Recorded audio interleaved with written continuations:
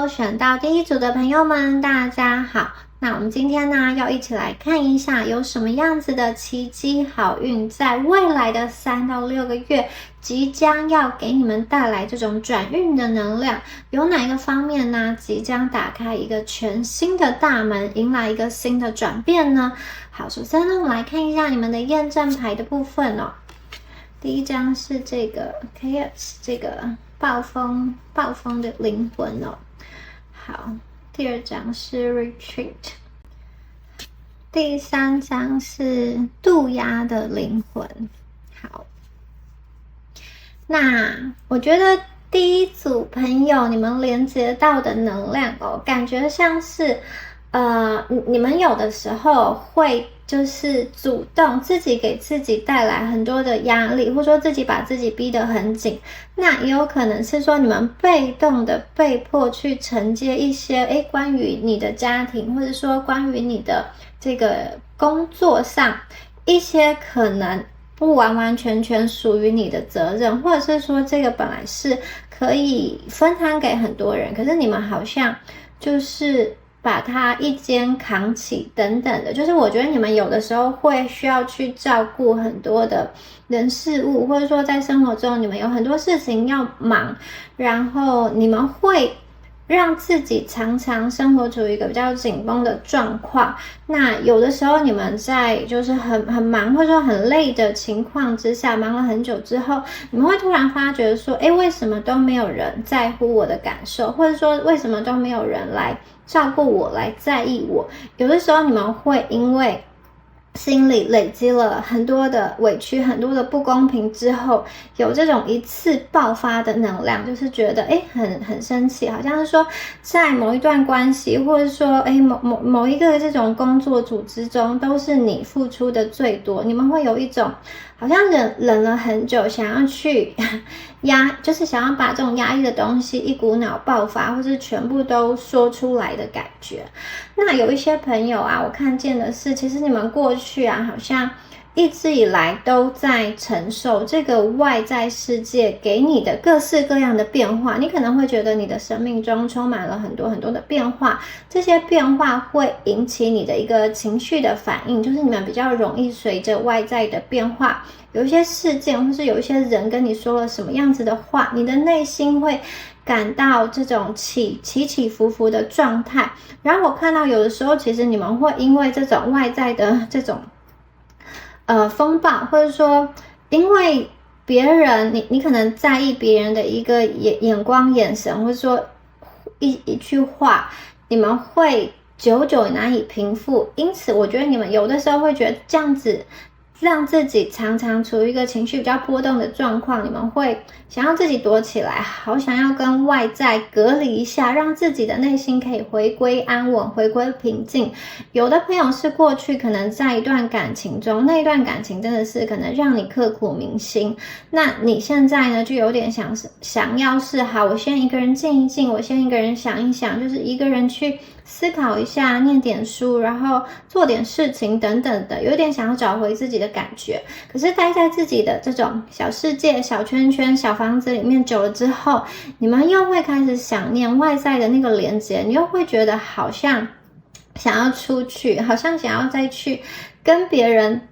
有某一种程度这种温暖的连接。但是如果说你们踏出去之后啊，发现不是很顺利的话，你们好像又会退回到自己的小屋子里面，然后又会开始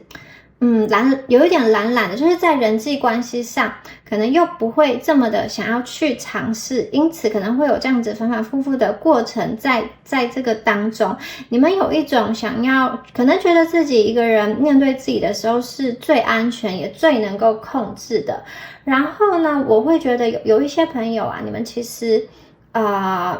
有一个矛盾感，这个矛盾感有点像是你们身边可能也有家人，也有朋友，也有些人甚至你们有组建自己的家庭，可是你可能常常觉得说你的内心是比较孤独的，就是你身边有人，可是你的内心却好像还是找不到人可以真的去跟你聊心里话。或者说你可能有那种名义上的好朋友，或者是男朋友、女朋友、丈夫、妻子等等的，但是你的心里还是会觉得很孤独。有的人你会觉得你好像你在这个世界中可能有很多的身份，但是你又觉得你不属于任何一个群体，你好像找不到一个归属感，自己到底哪一个地方才是你可以让你心安的一个避风港呢？就是有些朋友，你们外在的那个表象可能是很热闹的，有很多人在你们的身边，或是也有很多人很喜欢你，可是你心里可能会觉得这样子的互动让你并不会让你觉得很安心、很舒服，或者说你找不到一个真正能够去倾诉的对象。那有些朋友你们会因此可能就是会让自己在感情上维持一个单身的状态，或者说在社交上有一种就是好，我独来独往，或者说我跟别人维持一个礼貌性，好像大家都很好，但是大家又不能真正的进入到你的心中，因为你们会觉得有些人际关系你会觉得很麻烦、很复杂，所以你们可能就是倾向好好的先照顾自己，不想要有太多人际关系上的心烦跟负担。那我觉得有些朋友你们现在可能是这样子的一个状况。然后下一张牌它是一个这种好像在追寻真相的感觉。这张牌在说什么呢？我会觉得这张牌有点像是你们其实一直在人生中去有所追寻，你可能每一个阶段中你看到的，就是你对人生看到的真相是不一样的。可能你心中过去一直以来会觉得说，只要我拥有一个什么样子的工作，或是说我只要拥有一个什么样子的人作为我的伴侣，我就会感到很开心。那有些朋友会看见，其实你们努力了很久，也达到你想要达到的那个目标，可能学业上的一个成就，或者是说呢，你进入你想要进去别人都人人称羡的公司，或者说你进到一个很安稳的体系中，这个是你当初所想要的，或者说你跟某一个人进入到一段感情中，好，这可能是你当初所期待的事情，可是进到了这个体系、这个工作或是这段关系之后你会发现一件事情是说，你觉得这个好像跟当初期待的不一样，就是你会觉得这个当初好像就是你在外面看的时候是这样，可是进来看了之后，你会发现这个你当初追求的东西它有很多很多的面向。所以我觉得有一些朋友，你们好像有一点点明明已经有一些东西已经到手了，但是你内心又不是很满足，然后你会觉得说，我当初跟这个人选择在一起是对的吗？或者说我当初跟这个人结婚是对的吗？我当初选择这一份工作是对的吗？有的时候你们会对于自己一直以来的追寻，或者花很多时间投入的东西感到怀疑，或者说不知道这个是不是自己真心的想要做一辈子的工作，或者说真心的想要跟这一个人走一辈子。就是我觉得你们有一点像是要探寻人生中的一个真相，想要去明白究竟我要做一个选择才是我从此往后回过头来看是一个比较不会后悔的一个选择。也许你们正面临人生的某一个交叉路口，或者说抉择的一个入口，关于工作上，关于生命中，关于要不要跟一个人继续一段关系，或者是说要跟这段关系断舍离，然后再去寻找一个新的方向呢。好，那以上就是有关于第一组朋友你们的一个验证的能量那如果你觉得有符合你的话，我们就继续听下去。好，那接下来呢，我们来看一下你们的塔罗牌的部分我们来看一下这一组什么样子的奇迹好运即将降临在你们的生命中好，第一张牌是金币三宝剑二。金币三，宝剑二，我们的权杖八，好，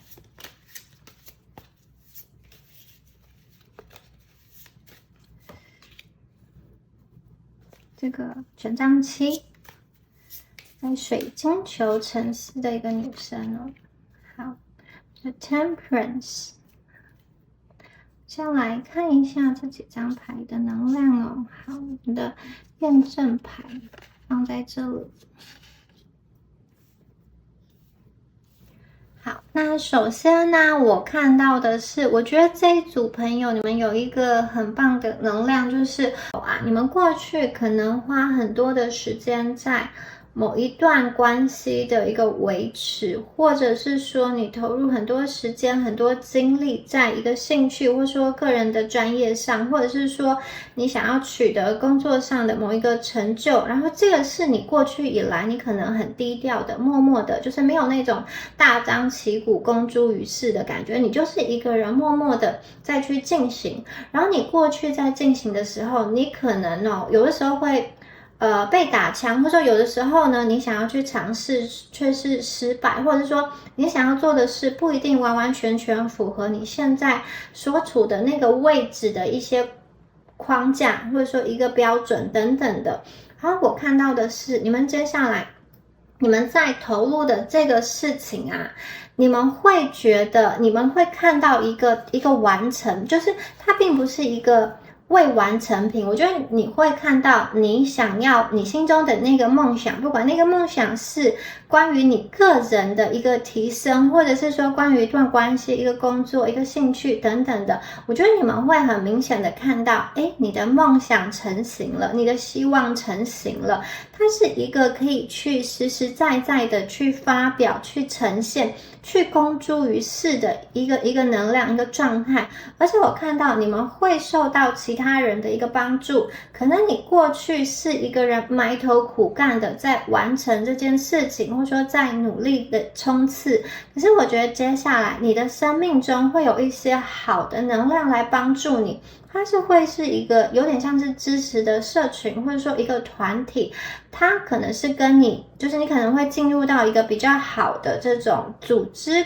或者说一个你会找到比较好的一个工作上的伙伴，他们可以跟着你共同的往相同的这个目标前进。你可以本来是一个人嘛，你现在可以找到跟你一起合作的伙伴，因此你本来可能只能织一个金币，现在你可以完成这种一幅很漂亮的这个挂画。就是我觉得你的这个梦想啊，你的这个想法它会实现，而且会比你原先想象的那个样子更加的亮丽，更加的美满，它会呈现出一个很漂亮的一个样子。所以我觉得有些朋友，如果你们过去在能量上是一个比较封闭、一个比较孤立的一个状态，想要跟人家保持连结的话，我觉得接下来会有一些好的人、好的能量进入到你们的生命中，你不会觉得跟他们相处起来很困难，因为我觉得他们跟你的能量基本上是同频的，你可以跟他沟通，他是你灵魂家族的伴侣，我觉得你是可以跟他很轻易的去合作以及协调一些事情，你不会觉得说跟这些人在一起跟他们在一起，你是会一直需要去消化很多情绪，或是承担很多失望的。我看见的你们是合作的非常的愉快的。那这个人呢，我觉得出现的这个人，他有可能是你事业上的一个好的合作伙伴，或者是说我觉得他也有可能是你们的这种灵魂的伴侣兼这个事业伙伴，就是说你可能爱情跟事业是一起到来的。然后我看到的是接下来你们的能量状态不再只是往内缩，有点像是你要走出来了，你要大放异彩了。我觉得你们的才华会获得认同，你们很有可能会进入到一个很顶级或者说很顶流的一个团队中，在这个团队中你是一个可以发挥你自己的能力，然后可以施展开来的。就是我觉得你在这个团队中，别人会很借助你的能力，会很欣赏你的才华，然后你可以占有一个很重要的位置。然后这个团队，我觉得它是一个有秩序的团队，它是一个有规章制度的团队，也就是说它不大会有什么这种贪污啊，或者说有这种小团体啊互相的这种靠关系的感觉。我觉得这是一个靠实力然后去发展的一个团体，相信实力的一个团体，相信技术的一个团体，它有可能也是一个需要证照才能够进入的一个组织哦。我看到你们在接下来的过程中，你们在对人处事啊，特别是在自己的专业能力上会充满的信心，然后你的光芒是无可抵挡的感觉。我觉得在你投入到这样子的兴趣、这样子的事业，或者说这样子的自我修炼中，你会找到一群跟你聊得来的人，你们会得到一个归属感。我觉得你们会很喜欢待在那样子的环境中，你们不大会想要再去躲起来，或者说觉得很烦，以及跟人家切断关系。然后重点是，我觉得你们现在所在做的事情，投入很多心力，不管是在自己在这个事业上，它是实质的会获得金钱上的回报。就是说，我觉得接下来的一段日子啊，你们的财务上会很自主，你们不需要去跟别人伸手要钱，你在职场上会有属于自己的一片天地，你可以把自己的生活处理得很好，而且你们的金钱绝对是够用的，你可以运用你的金钱去实施很多实际的计划，比如说你想要去旅游啊，你想要去买一个什么样子的东西犒赏自己，你想要去学习一个什么样子的课程，我觉得这个都是有办法的，因为你们的金钱是足够的，而且你们的金钱是稳定的，你不会有这种寅吃卯粮，你不会有一种需要为金钱担心的一个能量。我觉得你们在这种金钱上会是一个很不虞匮乏的一个状态。好，那接下来我们看到的是宝剑二。好，宝剑二啊，在这个金币三的一个后面我会觉得说有很多朋友啊，你可能会在生活中面临了某一个抉择的一个状态，也许是这种 A 跟 B 啊，哪一个工作，或者说我要不要在同一个单位同一个组织内去换单位，或者说去换团体，或者是说你要不要就是去争取一些什么样子的东西，或者说你应该要用什么样子的方式来应对你的老板等等的。就是我觉得很多朋友在生活中在生命中会有一些选择，那也许是选择说你要到底是要花多一点时间在经营副业好呢，还是说你要全力的去冲刺你的主业呢？好，有一个这样子的能量那我觉得这个宝剑的能量会让你可以去看得很清楚关于你人生中的一些问题就是一些转换领域的问题，或者是说在人际关系上的一些问题，哪一个朋友是真心的，哪一个朋友不应该继续。然后有一些朋友我看到的是，你可以去用这个宝剑的清晰度来看见哪一些是需要清理的能量，就是有一些人呢，你们有一点就是你在一段关系已经跟某一个人去纠葛了好长一段时间那你们其实不知道，就是有一点为难，不知道要不要继续下去，然后又很害怕说自己的人生就是被绑在这里。那你们有时候会想要出去看看，可是又很害怕说会不会我跳出去之后反而没有找到比这个人更好的人呢？就是你们心中可能会有一个犹豫，不知道该怎么办，或者是说这个人是一个旧人，你在想说我跟他还有没有什么样子的机会嘛？可不可以再继续啊？之前已经累积了那么长一段时间，要放下还是很难割舍。好，接下来呢，我觉得这个宝剑的能量，它要告诉你的事情是，宇宙会让你发现你应该怎么样子做选择。如果这个人他是一个不对的人，如果这个人呢，他此时此刻出现在你的生命中，你们继续这样子纠葛，其实只是会消耗彼此的能量的话，也许呢，你们会渐渐的想要去跟这一个人断舍离，或者说你渐渐的去看见生命中的一些真相，渐渐的去明白说这个人其实没有那么适合你，也许你当时只是因为寂寞，只是因为什么原因只是因为他身上有你想要的光芒跟优点，你去抓住他不放。我觉得你们有一点慢慢的像剥洋葱一样，一层一层去看见那个内在的核心。我觉得你们接下来会非常的清楚，非常的明白，看得很透彻，很清晰，知道说你接下来想要去的那个方向。我觉得你们也会运用你们的这个所思所想去显化一个真正需要的人，以及真正对的人来到你的生命中。那也有可能有些朋友，你们在轻轻的思考过后，你会发现今天也许旧有的这个工作，或者说旧有的这个关系才是适合你的。你们并不想要一个很大幅度的一个变动，你可能想要留下来，你可能想要待在现在这个环境中。你想清楚之后，我看到你们也会去负责任，你会去做选择之后，你会去留下来。但是留下来的时候，那个心境、那个心态已经很不一样了。你们并不是一个觉得是没有选择才待下来的，你们并不是一个觉得自己被困住的感觉。相反的，我觉得你们在生命中有主动选择的一个能力哦。不管你们选择是走是留，你们都会很勇敢、很坚定的朝着那个方向去前进。也就是说，我觉得接下来你会对于你自己的人生没有很多的所谓的后悔，你们的能量上会非常的明确、锐利，没有很多的杂念。当你做出选择之后，我觉得你们的心里就没有执念了，就没有挂念了，因为你们过去努力付出过，每一个付出的当下其实都在造就你的未来。有的时候你会发现简单的路好像会越走越困难，而你们一开始选择一个比较困难的，就是回归自我，回归内心，去倾听自己，去看见自己内心的真实。一开始是困难的，可是这条困难的路会越走越明，越走越亮，那个脚步会越来越轻盈。所以接下来你们的人生呢，会有一个加速度。我们的权杖八出现了，就是我觉得你们的人生变得很轻盈、很透彻、很透彻，然后接下来你们的显化能力会非常非常的快速。你们想要什么东西，你在脑海中可能只是稍微闪过一个念头，好，宇宙都会去把它当作礼物来送给你。所以我觉得你们很有机会去突破你过去一直以来对自己的框架，你一直以来对自己的想象。我觉得你们会有一个这种火的能量，就是它是一个燃烧的能量，它是一个动力，它是一个能够去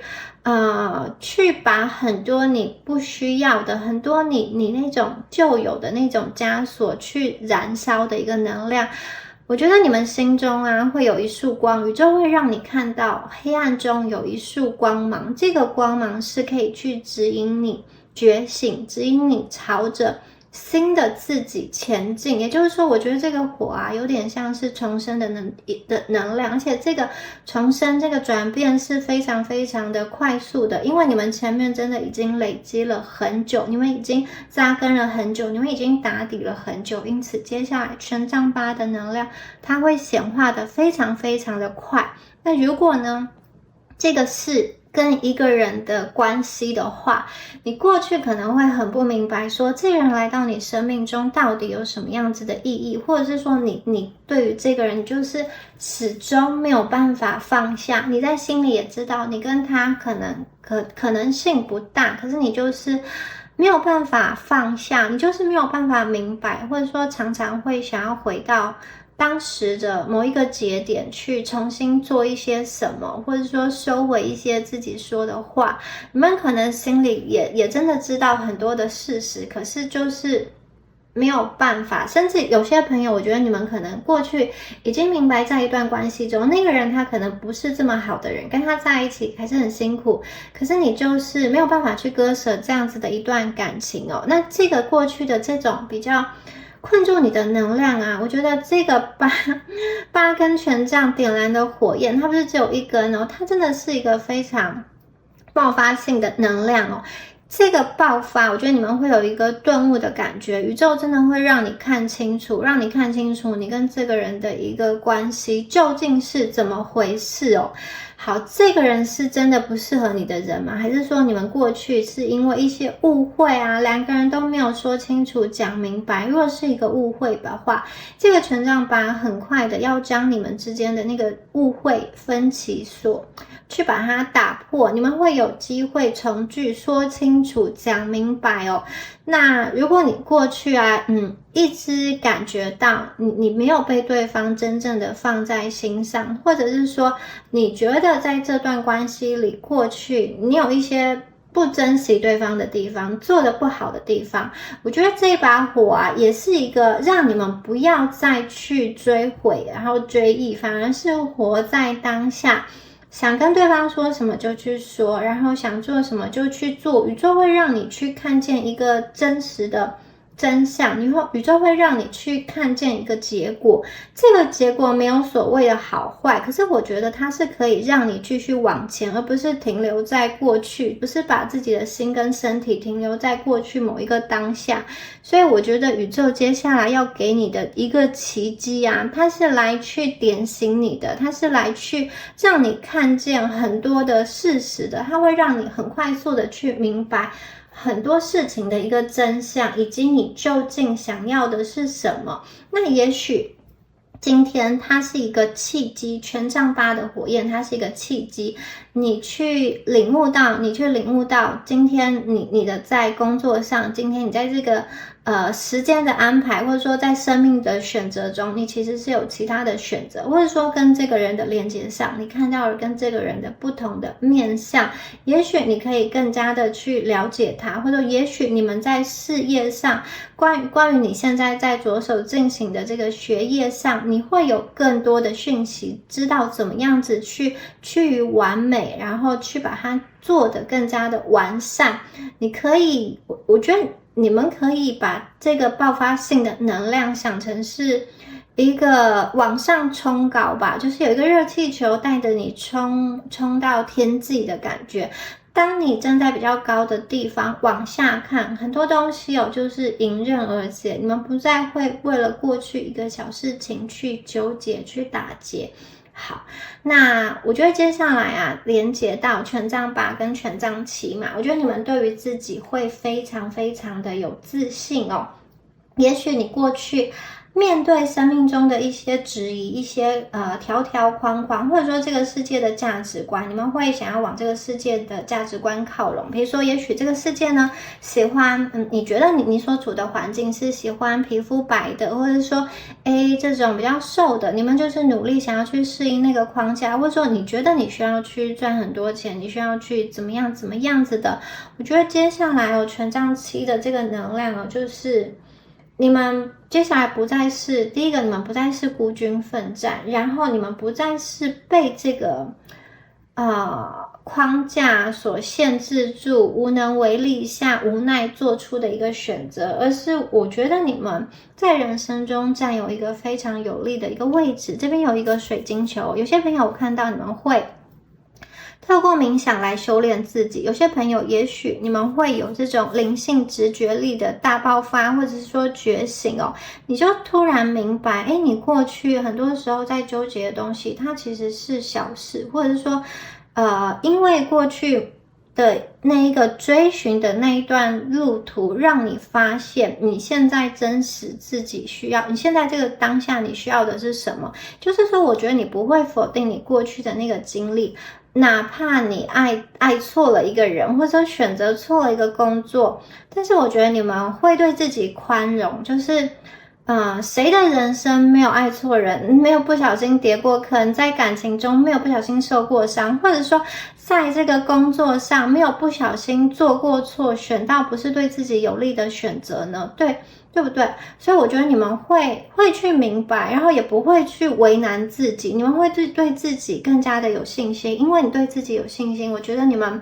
把自己放在一个在人生中很有利的位置，你们能够去克服一些内心的软弱，而且我觉得你们内心是很坚定的。这个坚定是你不需要去跟别人吵架，然后你不需要去很大声的说我才是对的，而是你内心自己知道那个真相就好。你没有必要去花时间去跟一些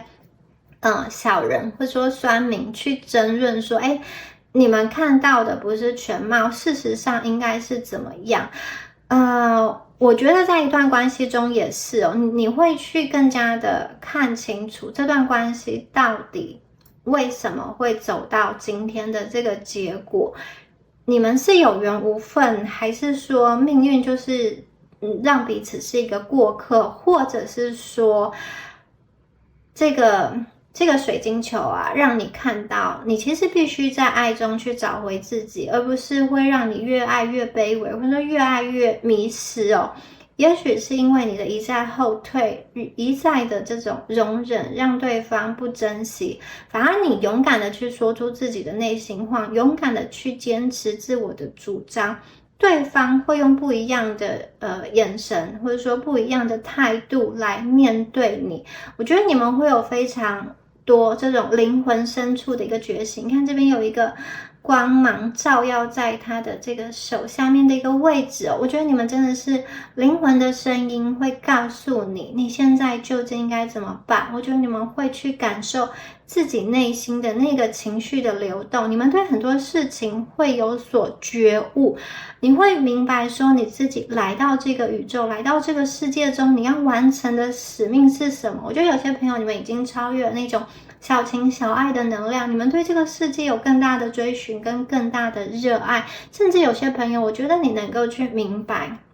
如果你跟一个人过去有一些这种人际关系上的纠结，你对他有一些生气，或者说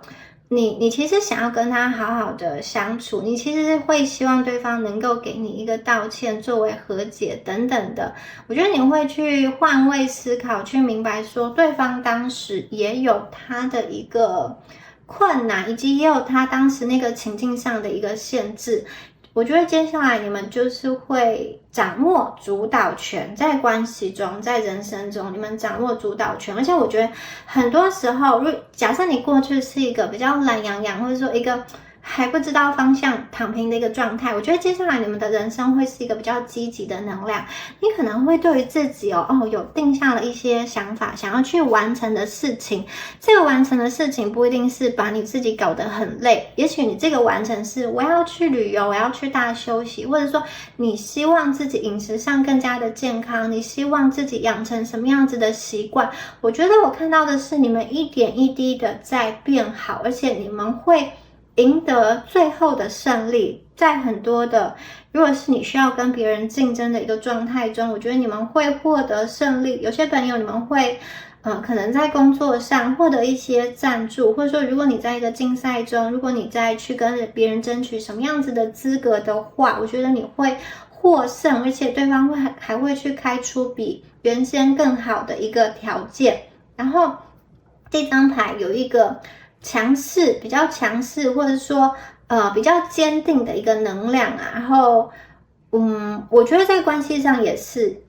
你们会下定决心，你们会不再迷惘，而且我觉得你们会很明确的可能给对方一个回复，或者是说回应，不再会是模棱两可或是被动的一个状态。而且你的这种比较对自己有信心，或者说做事情比较节奏轻快，或者说处事明朗利落的一个状态，这个反而会成为你个人魅力的一个来源哦。很多时候我觉得你们看事情的时候，就像你们在这个水晶球中啊，他有点这个女生把眼睛闭起来，然后她真的是用心去感受说发生在你生命中的一切好像是一场戏一样，你可以去一个很客观的角度去看你自己，或看你自己跟某一个人的爱恨纠葛，看你自己在这个组织中所扮演的角色。当你看清楚了之后，我觉得你们不再会被困住在一个小小的地方，我觉得你内心会有一个解放感，我觉得你会去抓住生命中你能够去抓住的美好，而且我觉得你对未来会是有盼望的。你们不但会去，这里也是一个水晶球，可是这个水晶球大家有没有看到它是下雪的，它是在自己的小屋子中，但是今天呢，这个水晶球它是让你看到它的背后是广大的无垠的一个世界，所以它是一个是往内的，一个是往外走的能量。所以我觉得你们是经历了之前这种向内修炼以及觉醒的一个过程之后，你们的能量要往外走，你要去显现出来，你要去展现你自己给大家看哦。很多朋友我觉得你会在生命中去遇到一个让你觉得很有激情、很有生机，或者说很有活力的一件事情，或者说一个人哦，你会觉得说每一天都是可以很开心的去面对接下来的人生。好，那我们接下来看到的是这个 Temperance 这张牌哦，这个是一个天使哦，而且这个天使很帅，然后他很不羁，有没有？有点放浪不羁的感觉。他穿着一个这种白色的吊嘎背心，然后这边有一个纹身哦，然后他的手啊，两只手啊，一只手拿着是这个太阳，一只手拿着是一个月亮，然后太阳跟月亮之间的能量是在交汇着的，所以我觉得这张牌给我感觉是一个，它是一个天使，它是一个很随性的能量，所以我觉得宇宙给你们准备的这个惊喜，准备的这个奇迹啊，第一个有些。如果你们是单身的朋友的话，我觉得他会让你遇到一个令你觉得很心动的人，而且这个人他会好像很认真的、很专注的看着你。某一方面而言，我觉得他很像是你的天使，来到你的生命中去引导你、去解救你、去让你去打开一些心结的。然后，我觉得你跟他的关系啊，有一个这种缓和的能量，就是你们不会说特别偏向谁这一边，去他那边，或者说去你这边，而是我觉得你跟这个人中间可以去取得一个平衡。那今天这个天使啊，他也可以是一个贵人，这个贵人是我觉得他是来到你生命中去帮助你看见你此时此刻生命中有一些没有注意到需要去注意的方向，就是说也许你过去的人生轨迹啊，一直存在着一个假象、一个困境，或者说一个盲点，以至于造成你一直好像会经历重复的一个事情哦。那我觉得到现在这个状况啊，真的是到了一个天时地利人和的一个状况，你们的能量上就是需要去突破，你们就是需要去飞，所以天使的能量带你去飞，他希望带领你去飞到一个你真正心中所热爱的，无论是一段关系，或者说一个工作、一个职位、一个方向等等，他带领你去飞，飞到你真心喜欢的地方。而这个真心喜欢是因为你们过去真的像洋葱一样一层一层的经历，你曾经也对于某一件事情、某一个人有热情、有悸动，去选择之后，你可能看见你的选择需要调整，你的方向需要去转向。因此啊，天使他带着你飞，我觉得你们会飞行很长的一段时间，然后你并不会这么快的着陆，因为我觉得你们一边飞还会一边去看，一边的去探寻。我觉得至少你们是在前往一个你喜欢的这个过程中，因为你知道你的目的地是你喜欢、你想要去的方向，因此我觉得你心中会觉得是期待的，然后你会试图在生命中多给自己一些装备，多给自己一些能量，让你自己可以跟着这个天使一起飞，因为你们是一个平衡的能量，并不是谁去依赖的谁，或者说谁去紧抓住的谁，你们都有相同的一个能量，就算其中一方的翅膀被折损了，另外一方也可以去抱住它，你们还是有一对完整的翅膀的。所以我觉得宇宙给你的这个祝福，宇宙给你的这个能量以及转运哦，就是你们会离开一些消极的，释放一些不好的能量，然后你们会用一个比较坚定强势的态度来面对人生，不是一个软弱的。当有人侵犯到你的边界的时候，我觉得你会把它踢回去，或者说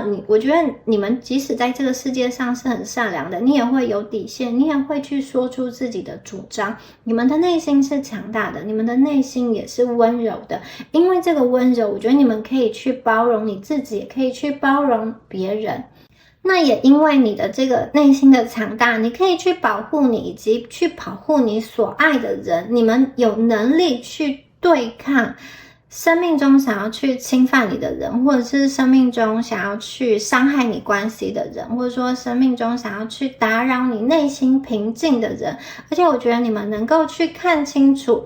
究竟谁是真心的，谁是那种好像包着糖衣的毒药，他好像对你说甜言蜜语，对你好，给你很多的承诺，但是他其实不是真心的想要跟你维持一个长久的关系，他可能只是想要取得你身上的某一些东西，某一些资源哦。你们会知道谁是能量吸血鬼，他会去吸取你的能量，你会把这些人断舍离移除哦。那我觉得移除之后啊，你的人生会好过很多。你一方面也在移除你过去累积很久的一些眼泪，或是一些难过的东西，在工作中你可能遭受到的一些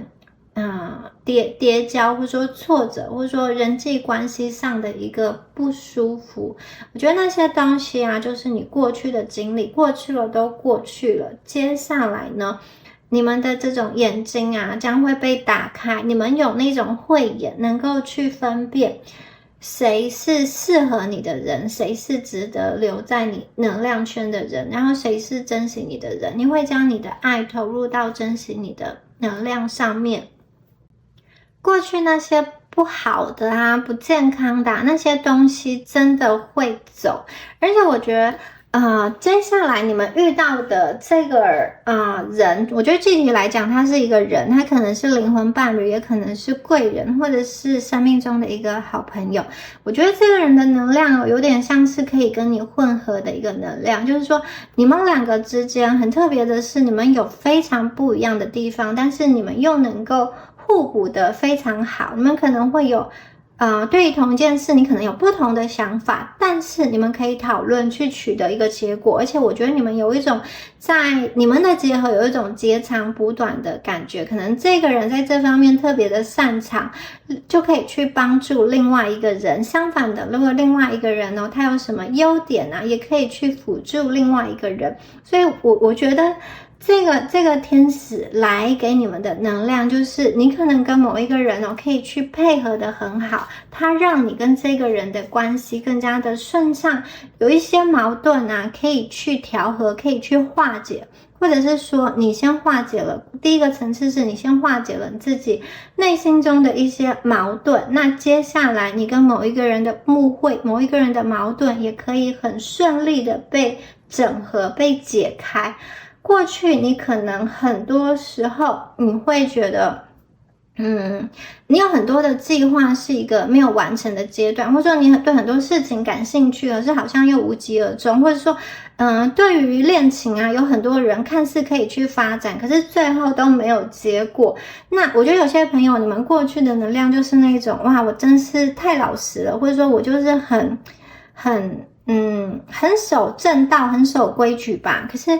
你却觉得这样一直都没有办法得到一个你想要的一个结果，你会产生迷惘，你会产生迷惑。那我觉得这张牌出现在这边，有点像让大家明白这个世界上并不是非黑即白，有的时候呢，它是有一个中间的灰色的地带并不是说我们就一定要一直站在所谓的这个光明面，你也要去接受你的阴影面以及别人的一个阴影面，它要让你去看见这个真相。有的时候并不是每一个人都是喜欢最明亮最光亮的地方，有的时候黑暗的怎么说呢，黑暗的动力会驱使人去做一些事情。有的时候如果你去掌握住某一个人内心真正的渴望，那个欲望隐藏在底下的这种比较怎么说呢，没有办法去明说，或者说不为人知，不能去说明的那个想法，那个欲望的时候，你反而能够去掌握住这个人的核心，你可以在这段关系中去取得一个主导的地位。好，在你们的这个未来啊，我觉得接下来它是一个平衡的状态，凡事都是刚刚好，不会过于不及，而且我觉得你们能够去跟自己和解，然后也会进一步的去跟一个你很想要你过去可能就是不知道你跟这个人就是某一个能量啊，你跟这个人可能是情感关系，或是原生家庭的关系，或是朋友关系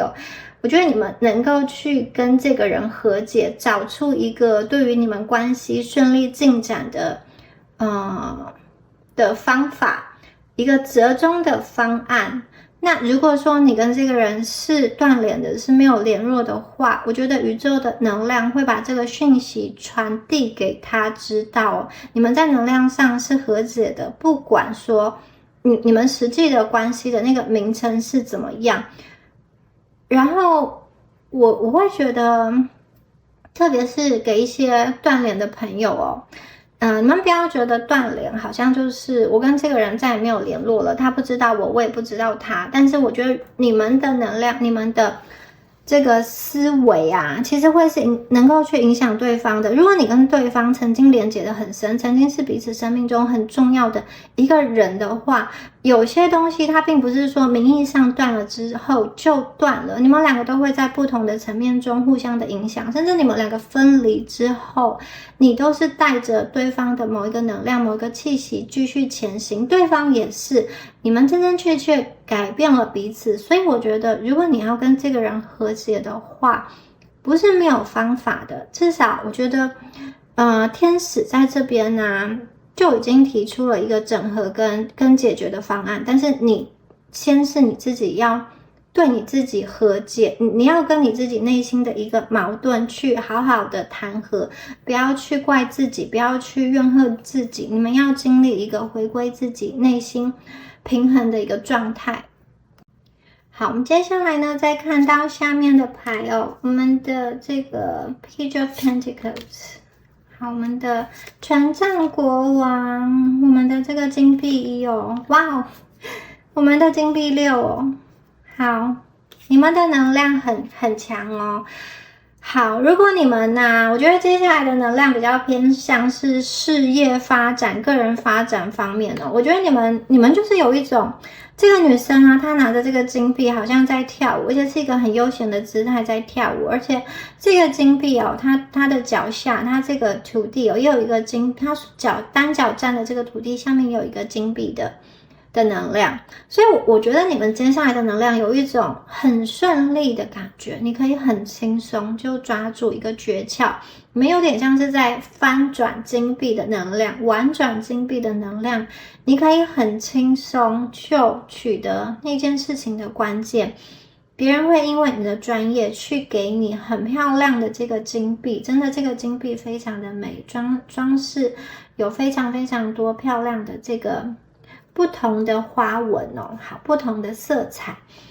而且这个女生就是以她最原本的姿态，她在跳舞啊，她在做她本人的一个身体的反射。我觉得别人看到你啊，就很像是权杖国王一样，他觉得你好厉害，然后背后还有这个狮子一样，所以我觉得你们有点像是有些朋友，你们可能会有那种领导的能量。这个领导不一定是说实际的这个领导的职位，我觉得有些朋友是有点像是很多人会来咨询你，很多人会来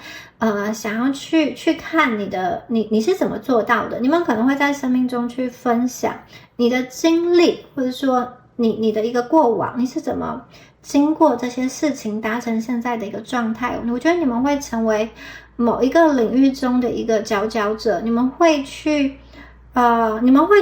有能力在那个领域中去占有一席之地，别人是来请求你的，别人是来崇敬你的，别人是来崇拜你的，你是会有话语权的，你可以去掌管很多的事情。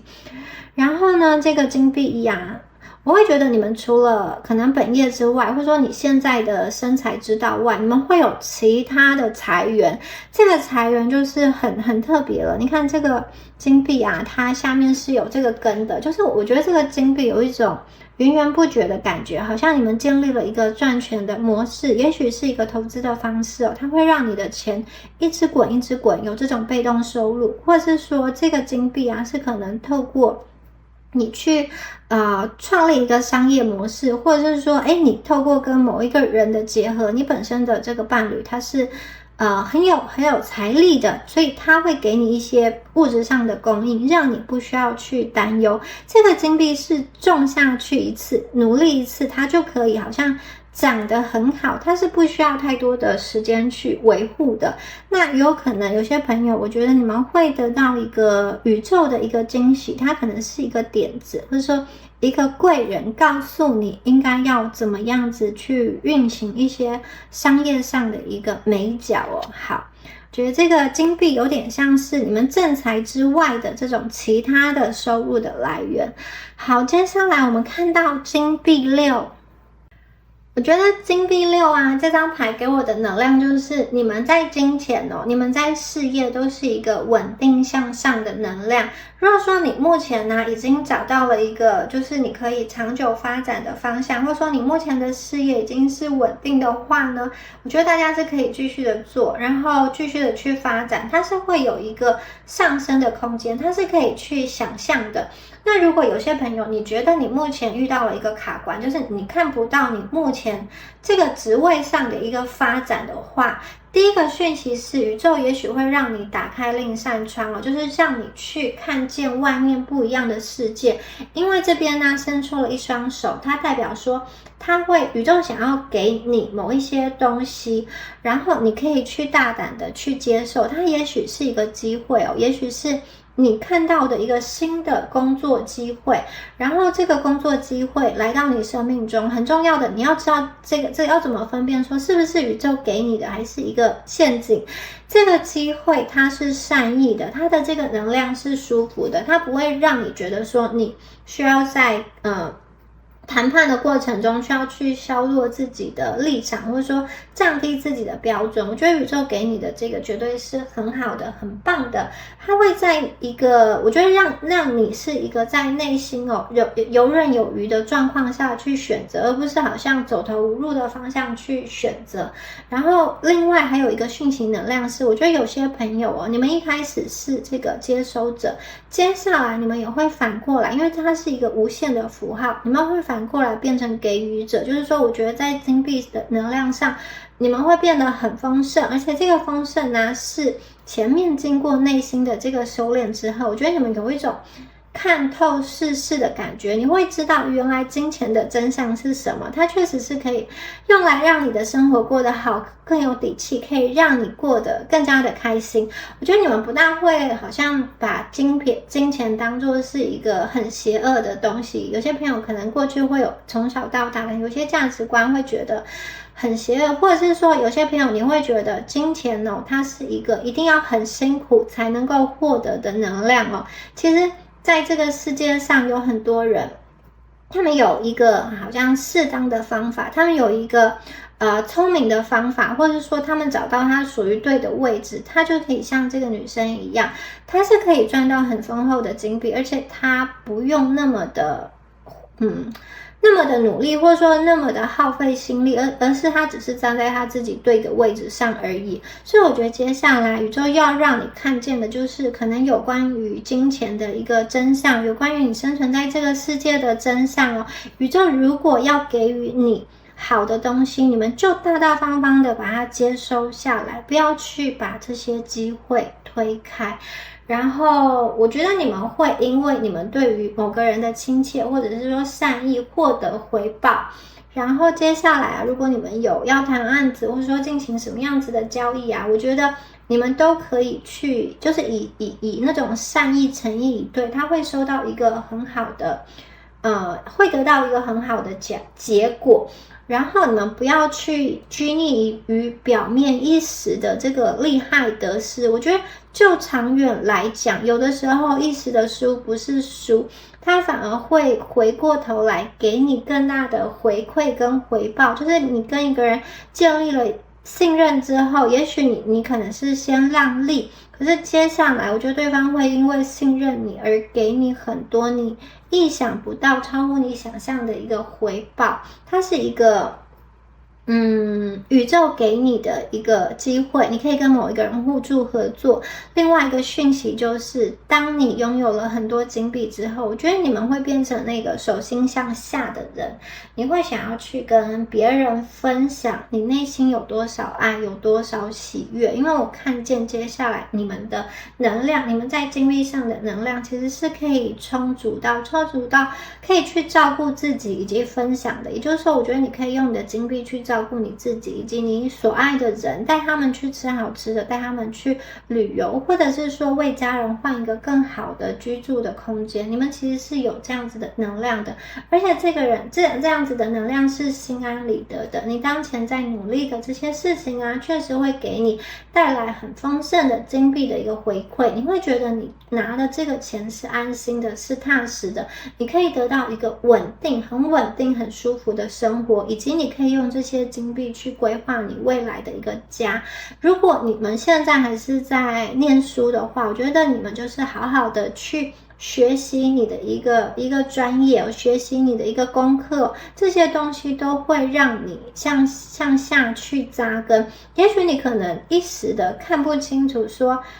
有什么样子的关联，因为有些朋友也许你读的科系它并不是可以很直接的对应到某一个行业的，你当下看不到什么关联，可是其实它这个能量，金币的能量都在扎根。那有些朋友，如果你的工作啊，你的学业啊，是跟你未来的这种工作事业是连接的非常紧密的话呢，你现在投入的这些钻研啊，你现在去付出的这些努力，在这个学业上取得的好成绩，未来呢也都会有实质上的一个物质的回馈。那有些朋友，如果你们出社会，然后想要再去进修，想要再去学习啊，我觉得这边也有一个就是好的能量在告诉你们，好好的去学，好好的去努力，其实未来会有很多上升的空间以及机会的。好，那最后啊，我们再来抽出神谕卡来看一下宇宙给第一组朋友你们的一个建议哦。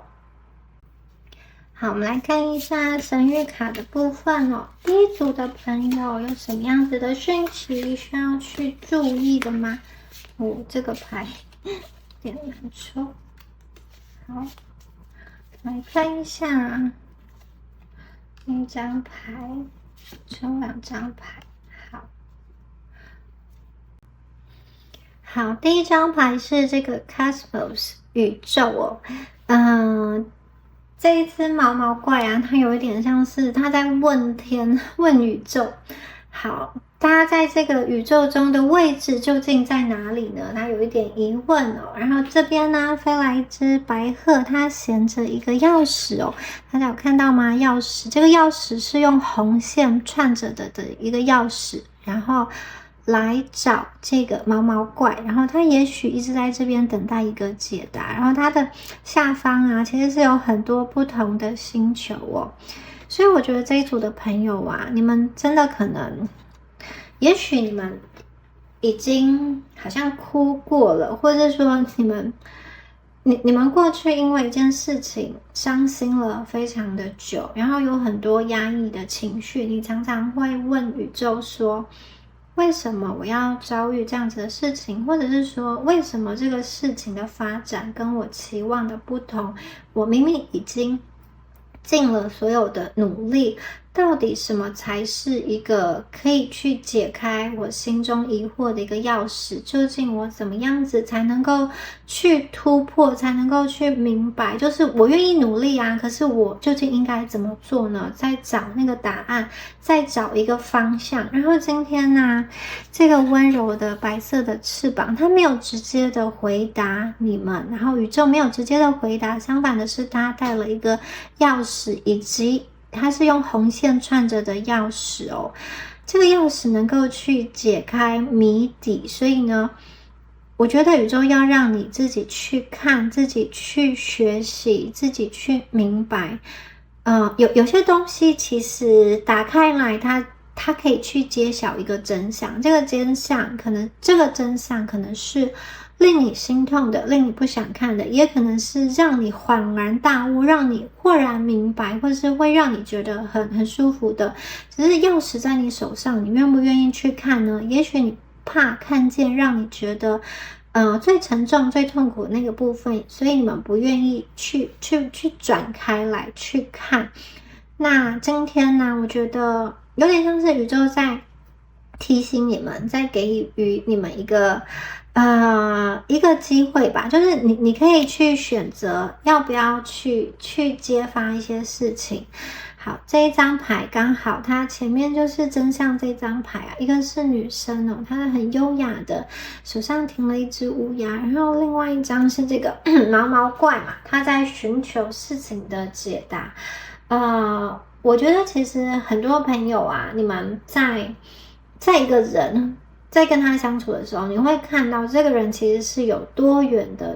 多面性哦。也许你看到的只是这个人的其中一个部分，而宇宙给你这个钥匙是让你看见他的一个两面性。每一个人都有这种比较健康面跟比较阴暗面，比较光明面跟比较黑暗的地方。宇宙要让你看见的不仅仅只是光明面，也是黑暗面，不仅仅只是黑暗面，也要让你看见它的一个善，它的一个温柔，它的好与不好，其实全部你都能够去看见，好不好？这个钥匙在你手中，也许你可以去看见一段关系中的真相，看见这个人的好跟坏，这个是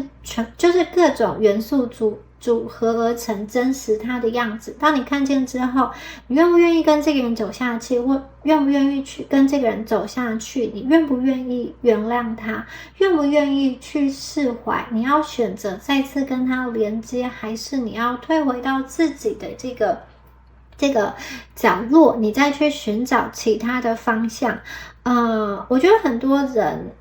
如果你们内心有一个连接到的对象的话，可能这个人也有一些话想要跟你说，可能他也有一些苦衷，或者说也有一些真相是过去你待在那个情境中，你就像被蒙着眼睛一样，你是没有办法想清楚跟想明白的。当你换了一个身份，换了一个角度，换了一个立场之后，也许你就能够去明白。那有些朋友，我觉得你在追寻的是一个有关于你人生目标更大层次的一个意义哦，就是我觉得你必须让你们自己的心先去放空，让你自己的心先去，就是不要去装满那么多的东西，让你去多看看，多去体验一下这个世界，或者说其他人不同的思考模式以及生活方向。也许你心中的疑问就可以得到解答。所以如果你们对于人生、对于宇宙，或者说对于事情有很多的疑惑的话，我觉得今天就是有一把钥匙要送到你们手中，你们可以去看到这个真相。这个真相不一定全然都是好的，那也不见得全然都是坏的，它可能是一个让你觉得很惊讶的一个部分。可是我觉得那个东西你接受了之后，会让你的心情觉得是安心的，觉得是稳定的。如果你愿意打开的话，这个真相显现了之后，我觉得你可以更加的清晰的去做选择、做决定。好。接下来这个是漂流啊，这一张牌很有意思哦。这是两只毛毛怪背对背的靠着在一艘船上，这艘船有扬起一个鲜红色的帆哦。然后这张牌其实我觉得接下来在你们的生命中会有人陪伴在你的身后，它是一个支撑你的力量，它是一个很温柔的力量。你们可能会一起在宇宙的洪流，在这个水流中漂流，你们互相的依靠，互相的支持。然后有一段时间可能就是你们会感觉到你们就是顺着海水的移动而放松。那因为你们知道你背后其实是有支柱的，在你过去你可能拼命的划了这个桨很长一段时间，独自一个人想要去控制方向，但是现在宇宙告诉你说，其实休息是可以的，玩乐跟工作一样重要，它都是组成生命中很重要的一个部分。而这个红色的帆啊，它受到风的方向去移动，所以你们其实可以在扬起你们帆的这个过程中也知道，就是红色代表一个信心，就是你们知道你们接下来要去哪里，而你们暂时在这个海面上就是有点像是顺流或随波逐流一段时间，那个是可以的，那个不要去紧张哦。那这个旁边右边呢，有一只蝴蝶，大家有看到吗？这只蝴蝶出现在这个海面中其实是很特别的，有没有？这个蝴蝶为什么来呢？因为蝴蝶其实在提醒他们，有一个机会即将来临了，你们不用去担心。好，你们有点像是可以现在，我觉得你们现在可以稍微放松一下。这个放松包含了无所作为，你们就沉浸在当下，你们就是不要去想说我一定要好像很去抓住一些什么，很去执着有一个结果。你们可以把手放开来，你们不用去挣扎，这个是一个很好的时机。宇宙告诉你，你只要呼吸就好，你不会沉下去。而且这只蝴蝶啊，它是要停在这个毛毛怪，它其实是要往它的好像鼻子这边飞过来。所以它有点像是在教我们怎么去呼吸，怎么去放松，怎么去让自己，特别是如果你们常常处于身体一个比较紧绷的状态，你们的肩膀很紧绷，或者说你们呼吸比较急促的话，其实这张牌我觉得提醒你们要放松，然后要相信宇宙给你的一个机会。有一部分的朋友则是你要去接受别人给你的爱。我觉得你们如果愿意去接受的话，你的心会再次被痊愈。因为我看见这个是一个很温暖的感觉，你们有点像是可以从过去的那个记忆中走出来，然后进入到一个你可以去全然的相信、全然去交付的那种很纯真的、很单纯的一个这种情感的连接跟情感的关系哦。还有这个蝴蝶啊，我觉得它带来了很多的好消息，很多的新的希望。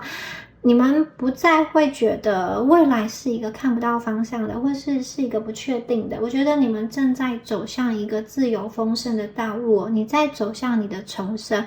你们在这个宇宙的这个漂流时期的这个过程中，你们不用去抓得这么的紧。我觉得你们会重新意识到，有的时候放手，有的时候松手，反而会让你看见更宽广的一个天空，以及这个红色的帆呢，它会让你重新认识到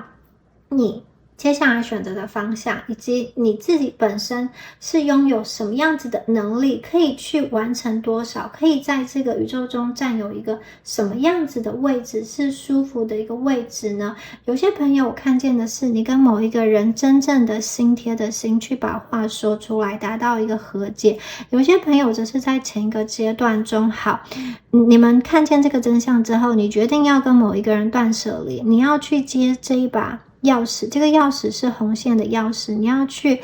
追寻你生命中所谓的真爱，就是下一次这种重要的一个爱情。这个爱情是让你可以相信的，让你不用提心吊胆的，让你可以去安心的，让你可以在好像人生中比较这种毫无方向迷茫的时候，它仍然是你可以去支持的力量。有些朋友你会进入到这样子的一段关系中。好，以上啊就是宇宙给你们的一些提点，一些小方向，所以请大家不要就是太好像很快速的，你在当下就要一个结果，然后我觉得你们也不要让外界的环境去逼迫你，你要相信无论如何你都是有选择权的。好，那以上就是有关于第一组朋友你们今天的解牌啦。如果你觉得今天的解牌有帮助的话，欢迎在下方留言领取好运，领取第一组的好运能量。我们下支影片见咯，拜拜。Hello， 选到第二组的朋友们，大家好。那我们今天呢，要一起来看一下你们有什么样子的好运、好消息哦。哪一方面会有转运，然后哪一方面的这个幸运之门即将为你们打开哦。好，首先呢，一起来看一下第二组你们的能量哦。第一张牌十字路口，正律 ，luck tree。好。我觉得第一组的朋友啊，你们有点像是，你们的人生啊，就是人生都在做选择嘛。有的时候，我觉得你们可能会觉得选择困难，很难下决定，因为看事情有不同的一个角度哦。你要跟 A 在一起，还是要跟 B 在一起，或者是说你今天呢，要不要去跟某一个人联络，重修旧好，或者说在一段关系中，我要等待好，还是我要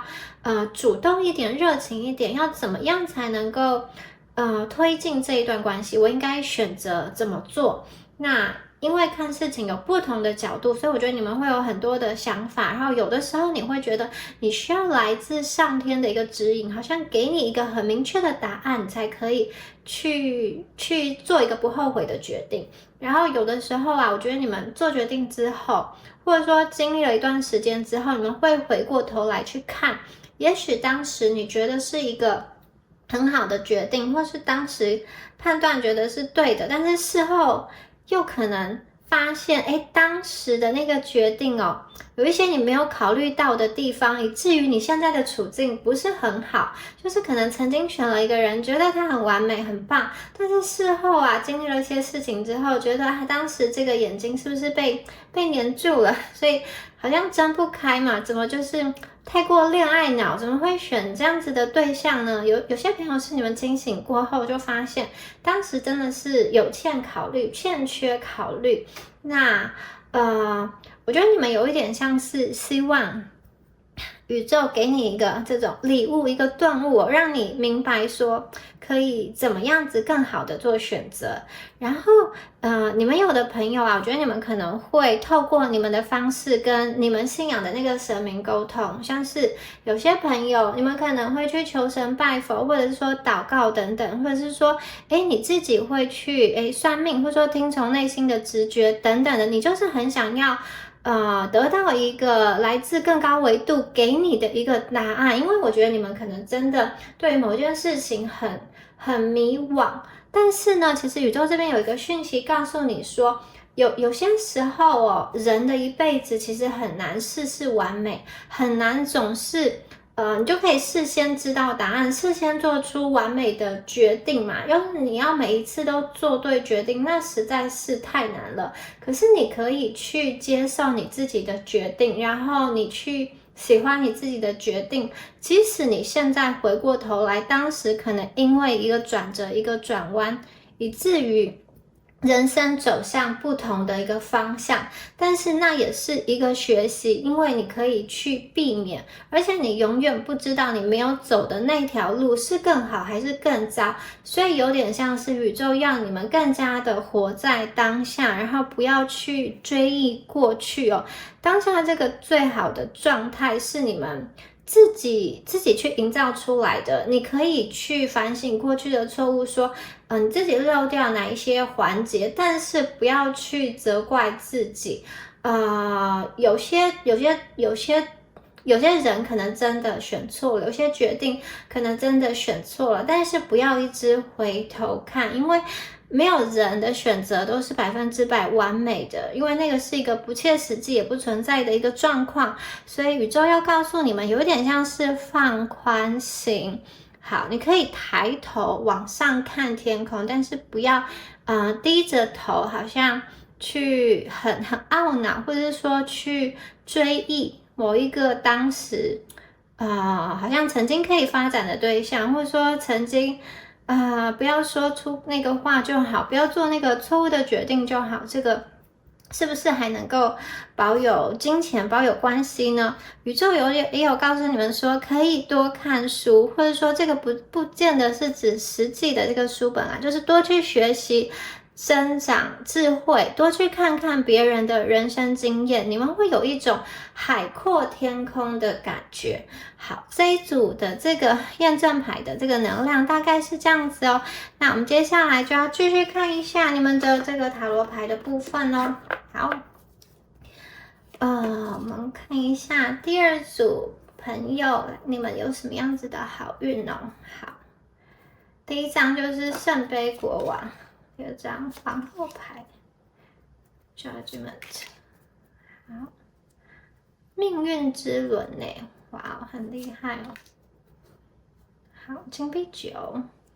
好，我觉得这一组啊，首先呢，我要讲的是有关于感情哦。我觉得接下来的这个3到6个月内，你们可以期待一下。我觉得在感情哦，特别是这种男女情爱的部分啊，我觉得你们会有一个这种正缘的显现，或者是说呢，我觉得你们会有谈恋爱的机会。这个谈恋爱的机会是，如果你发展的好的话，你是可以跟他奔向正缘的。好，那有一些朋友啊，如果你们现在有想要再怀孕，就是有想要生小孩，或者说有想要备孕的话，我觉得这是一个很有机会就是可以怀孕成功的能量，或者说有些朋友，如果说你们的工作是那种创作者、艺术者，或者你喜欢写文章，你喜欢做影片等等的，我觉得你们接下来会有一个灵感爆发的能量，你们会多产，就是说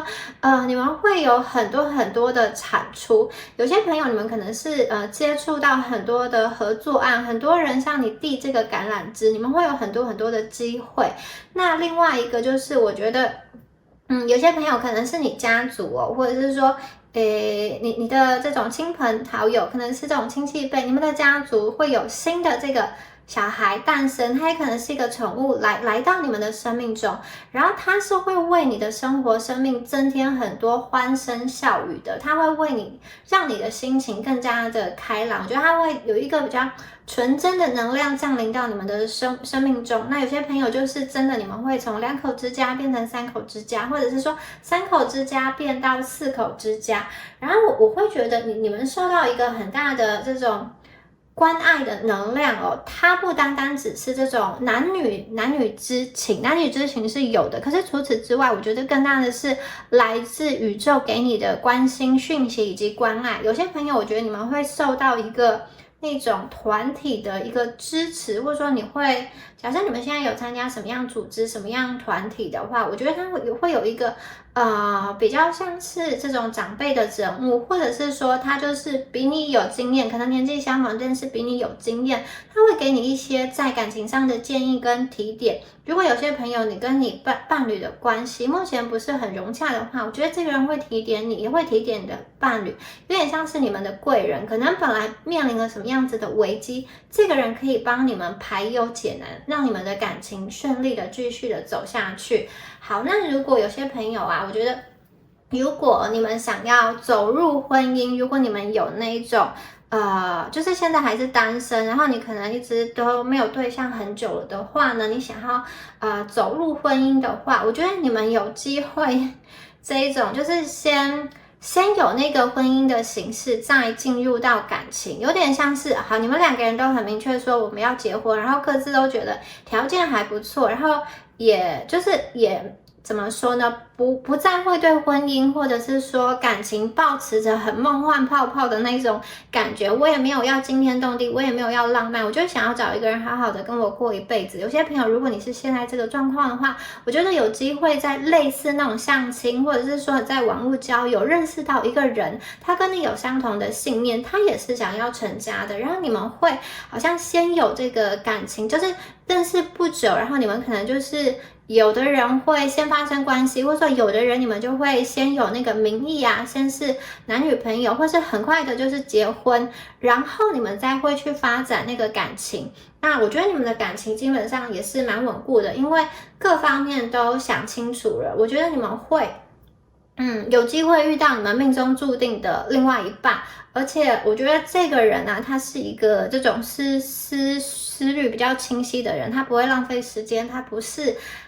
来玩的，他知道他的时间很宝贵，他也知道你的时间很宝贵，他就是想要去完成他人生的一个必经之路，他想要定下来。所以我觉得有些单身的朋友，你可能会遇到你可以发展的这个结婚的对象哦。然后我们还有这个金币九，金币九我觉得是一个很丰盛的能量的一个牌耶，就是我觉得你们未来的事业学业这个会有一个这个我觉得会让你觉得很喜悦，然后另外一方面是有人带来一个喜悦的好消息给你，可能是来自于一个海外的好消息。有些朋友你们是不是在等待一个出国或者移民的机会，或者是说你们很想要出去玩纯运动，我看到的是你们的能量会因为这个好消息焕然一新哦。那我觉得你们会有金钱方面的一个好消息，而且这个金钱会好像实质的幻化成物质给你，就是我觉得你们很可能会得到金钱之后去买一个实质的你很喜欢的东西，你们会笑得很开心，或者是说你会用这笔金钱去完成一个你很想要完成的梦想，可能是想要出国，想要去体验什么东西，想要去学习什么样的东西。所以我觉得这个金钱你们是会把钱换成自己喜欢的一个样子，就是这个金钱没有不见，只是变成你喜欢的一个能量。那我看到的是你们的这个财运啊、财富啊，就是非常非常的强，而且是精益求精的感觉。你们会透过自己的能力，透过自己的专业去产生很多这种金币上的一个能量哦。有些朋友，我觉得你们这个金币来的蛮轻松的，就是有些朋友刚刚说过，你们可能是创作者，也许你们能量大爆发之后啊，就突然了涨了很多的粉丝，有了很多的合作案，或者是有些朋友啊，你们会有一些来自这种家庭的长辈，或者说其他人给你们金钱上的资助，让你可以很轻松的去完成一件事情。好，那还有一个讯息是，如果你过去曾经在一段关系中你被错待，你觉得很委屈，或者是说你们面临什么样子的官司，而你是受到打击的那一方，你是吃亏的那一方，我觉得这个有一个洗刷冤屈的感觉，它会有一个拨乱反正，就是宇宙会把你之前付出的东西连本带利的还给你，你之前的伤害会被弥补。那如果说这一组的朋友，你们是过去在人际关系上，或者说在事业上，在处理一些项目上，你们是占人家便宜的那一方，然后这边有一个讯息，就是你跟对方好好的谈，是有机会和解的。就是这件事情是有疏通的结果，但是你们可能要主动的去跟对方释出一些善意的能量哦，它不会像你想的这么糟糕，就是这个东西是可以去解决的。所以如果说你们有一些这种就是你曾经犯了什么事情，冒犯了什么人，然后你觉得很担心，怕被报复之类的话，我觉得这一组的朋友，你们主动释出善意，这个是有机会去和谈的。好，那有一些朋友我看到的是，我觉得你们在身体上或者说在精神上会变得更加的精致，特别是跟这种艺术、绘画或者是视觉或者是说肢体律动有关的一个能量哦。也许你们会开始在自己的这种发型啊，或者是说化妆啊、外貌上会有一种好像慢慢改变的一个能量，然后这个改变是越来越精致。这个精致其实我觉得也有点配合你们外在实相的变化，因为你的外在实相已经提升了一个层次，因此我觉得你整个人的精致度也上升了，你的穿着打扮、你的谈吐等等的也会符合到你现在的这个能量的层次。还有一些朋友，我觉得除了你们有实际的这个金钱可以做自己想做的事之外呢，你们也会有相对应而来的名气，甚至有些朋友是因为你在业界打开了知名度，很多人来找你，因此你会获得很多很多的金币。我觉得你们会去见证到自己的成功，很多人会想要来靠近你，或者是说询问你怎么样才能够达到你现在的这样子的一个状态。所以我觉得你会是成为别人这种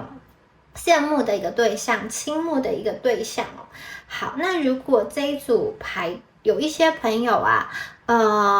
你们一直在等待一个机会的话，好，我觉得命运之轮它在转动的时候，它也给你了很多的提示跟很多的暗示。你看到这个女生，她是站在这个命运之轮的上方，然后她的脖子上掉了2个骰子，就是说其实你们的生命中会有不止一个选择，你可能会觉得我到底要选 A 好还是 B 好，就是跟前面一样，你在十字路口上。但是今天这个命运之轮告诉你，不管你选 A 或是 B， 到最后那个结果都不错的，只是你路途看到的风景会不同。可能你选 A 这条路是走得比较慢的，但是它的风景是漂亮的。如果你选 B 的话，它可能是比较陡峭的，但是它很快就可以到达目的地。所以我觉得宇宙告诉你，你们不要害怕，不要担心，不要因为害怕失败就踌躇不前，或者说不敢下决定，其实你们的决定不管怎么选，都会导向一个很好的一个方向。好，那我们再来看一下大家下面还有什么样子的牌卡的能量哦。好，塔罗牌，我们的圣杯8、圣杯6、权杖4、恋人牌。我觉得这一组蛮多是那种人际关系、感情上，你们这边有命运之轮跟世界牌，很厉害的一个能量。好，我看到的是圣杯6有一些朋友如果你们在等，有人在等救人嘛？好，这个救人可能会，如果你在等待他的消息，我觉得他有可能会给你发来一个短讯。或者是说，我觉得他有在偷偷的观察你，或者说试图的想要去联络你，或是看你的这种社群媒体的一个状态哦。好，那如果说你们没有这个救人的话，我觉得这个代表的是一个回忆哦。你看他有狗狗啊，有小孩啊，觉得你跟你的亲人的家人你们会创造出一个很好的一个回忆，就是接下来这段时间你跟你的家人所发生的亲朋好友、你的伴侣所发生的一些事情会对你的长远的人生来说，它是一个记忆点，你会记忆下来，因为你会有一个非常美好的经验，可能是你们一起去旅游、出去玩，或者是说你们一起庆祝什么样子的事情有什么样子的典礼，大家聚在一起，然后谈天等等的，我觉得它是一个会让你一直去回味的一个很好的一个体验跟经验。好，有一些朋友如果说你们现在在某一个状态，就是很纠结，不知道该怎么办的时候，我看到圣杯8其实你们有一点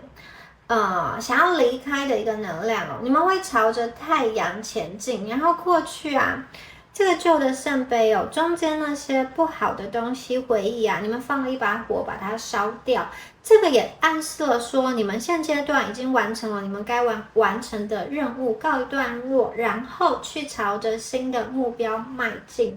所以我觉得有一些朋友你们暗示，就是这张牌有点暗示说你们生命中某一件事情将要告一个段落，你们可以启程了，你们可以去往前走了，你们可以去勇敢的往前走。那你们必须要去将焦点转移到这个面向太阳的一个地方你们必须要去看一些生命中比较正向的地方、正能量的地方，因为宇宙要告诉你要转向了，你要去避免一些麻烦的东西，你们要去展开一个自我追寻之旅，你应该是要去自省说，到底你的人生要的是什么？如果当下生命生活那个状态没有你要的话，你必须要将旧的能量汰换掉，然后你要重新的去启程，就是动起来的能量是很重要的。而且我也看到你们我觉得在行动力上你们会确实的去做出一些事情，做出一些改变，然后朝想要的方向前进有些朋友可能是你对于你自己的金钱状态不满意，你们会想方设法的去开源节流，或者说你对于你目前的身材不满意，有些朋友我觉得你们就会开始真的是很认真的去思考要怎么样子健康饮食，要怎么样子增加自己的这种肌肉量等等的。好，那这一组我觉得有一个很清楚的能量，就是你们会告别某一些已经不再适合你们的人事物好，那接下来呢，你看权杖4大家在一起庆祝着什么？所以我觉得如果你们已经有恋爱对象的话，你可能跟你的这个感情对象你们会感情变得更好，然后一起很开心，这种心心相印的感觉。那我觉得你们会一起去做一些什么事情，这个事情有点像比较动态的事情，然后两个人玩在一起或者是说两个人打打闹闹的能量是很强的。那很可能这一张牌也代表说，如果说过去因为它在圣杯6的旁边如果你的家族有一些纷争你的家族有这种手足不和，或者说父母亲争吵的很剧烈，或者说你跟父亲母亲其中一方有这种很难解开的一种复杂的这种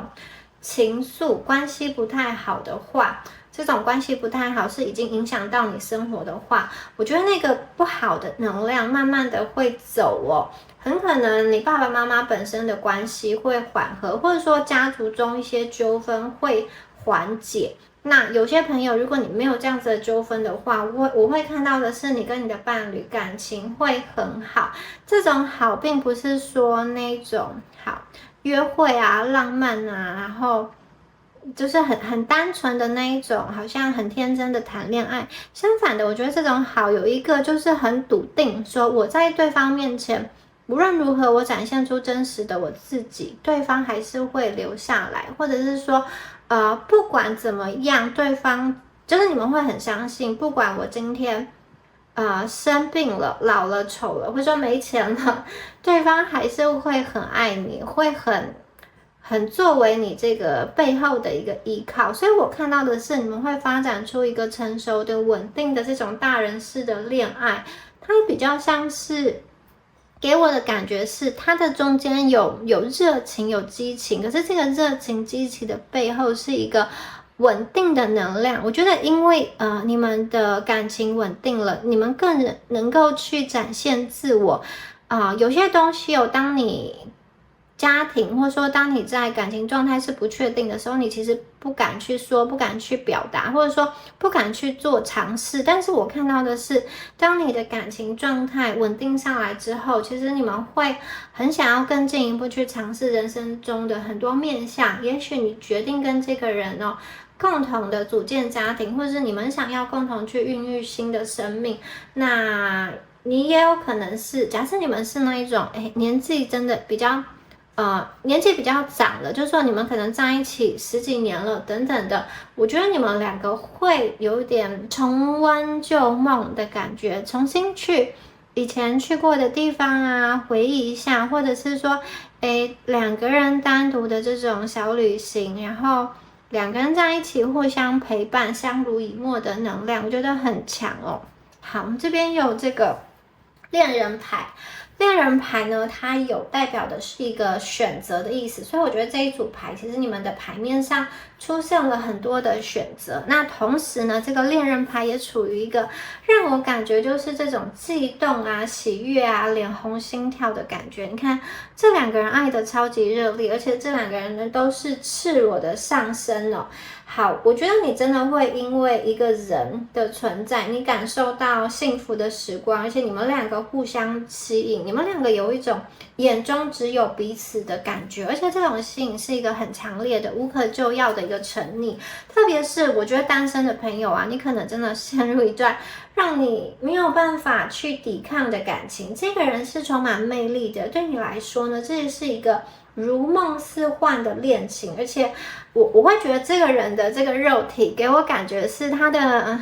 身材蛮好的，然后他的肉体的能量是很年轻的，很吸引人的，然后他本身就是我觉得你只要看到他的眼睛就好像会被他吸引过去一样，然后你们能够去很专注的分享彼此的时光，然后我觉得你们两个气氛是很愉快，而且很热烈的，你没有办法去讨厌这个人哦，你跟他在一起就是觉得很开心，而且我觉得你们会一起去有很多的玩乐上的一个体验，你们会很专注在两个人的连接，不会去在意其他人的眼光，所以我觉得这一组的朋友，你们接下来真的是在心情上会有一个很愉快，然后稍微带一点点刺激的讯息的那种时间吧，这种体验来到你的生命中。好，特别是单身的朋友啊，我觉得你的这个恋人啊，可能会来的是非常的意外，而且非常的快哦。可能就是你在网络上啊，就是怎么样滑一滑就滑到一个人出来见面，然后就很对味，或者说两个人一起去学习或者旅游的路上啊，就碰到了这个人哦，然后两个人就是很快的坠入到爱河，所以我觉得这个人来到你生命中的形式，第一个是快，第二个是让人家觉得有一点点意想不到的一个消息哦。我觉得你真的会，一方面是你真的对他来说也充满了诱惑，然后他其实我觉得他的存在也是非常非常的诱惑你的。所以总的来讲啊，我觉得这一组的朋友，你们会感到喜悦，你们会感到快乐。这个喜悦跟快乐比较不像是你自己跟自己独处产生的喜悦跟快乐，而是在人际互动上，我觉得你会就是之前有一些结会被打开，因为打开了你那种好像眉头就可以松开了，你一些心头沉重的压力就可以放下了。你们的这个喜悦跟快乐是来自于跟其他人的互动，因为其他人的存在而带来给你快乐的能量。然后我们接下来这一张牌21号的世界牌哦，我会觉得其实你会对于你自己的现况，你会对于你自己的未来觉得更加有底气，你们的内核会变得很强。就是如果你们会发现你在自己的生命中做了一个不对的选择，我觉得你们也会想办法去扭转，或者是说你们就会去撤退嘛，你们不会在一个不好的地方、不好的人身上去浪费时间。我觉得你们做抉择的是很明快的。这个女生啊，她的这个裙子啊是五彩缤纷的能量，然后她也显化出这种很多不同的一个这种圆圈圈哦。她的眼神啊，她的这个整个人呢是很欣喜的，然后她是往上看的。那我觉得这一组的朋友啊，我看见你们未来哦会去抵达你心中所想抵达的那个目的地，而且你会看见非常美丽的一个景色哦。那我觉得你们心里会觉得很满足，这个满足是经历了漫长的时光之后的一个达成，就是这个并不是一触可及的。我看到你们的生命中有高潮起伏，你们可能有经历一些挫折，可是这个挫折会让你重新思考，重新反省之后可能转向，或者说你们去蛰伏一段时间之后呢，蹲低跳更高。重点是我觉得接下来你们就是一个展开的一个能量哦，就是包括肢体的动作，我觉得你们都不是退缩的，而是非常的有自信的。你们抵达了一个终点，然后你会有一个满足感，因为你终于来到你之前一直心心念念想要的那个地方哦。这个是因为你前期也做了一个相对应的努力，就是不单单只是因为你来到一个你想来的地方，可能你们的梦想就是你希望有一个幸福的家庭，这个家庭的蓝图图像是有另外一半有小孩，你们会到达这样的地方，或是说你希望你的事业上有什么样子的成就，你希望升到什么样职业，或者说一个月有多少的收入等等的。我觉得我看到的是你们实现梦想的那个开心感，而且不单单只是因为实现梦想这件事，而是因为你们在实现梦想的这个过程中，你发现你自己是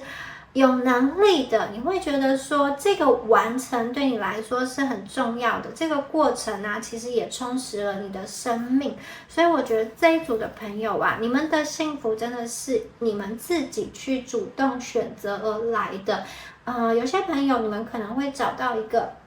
你们真心想做的一个行业，你们的这个天职，你们的志业，而且可以很顺利的去进行。有些朋友真的是在你们转换跑道之后，你就毫无遗憾的贯彻始终往前走。那有些朋友看到你们真的是可能跟某一个旧人啊，也许是很久没有联络的老同学、老朋友重新联络起来，然后你会感觉到一个归属感，你会觉得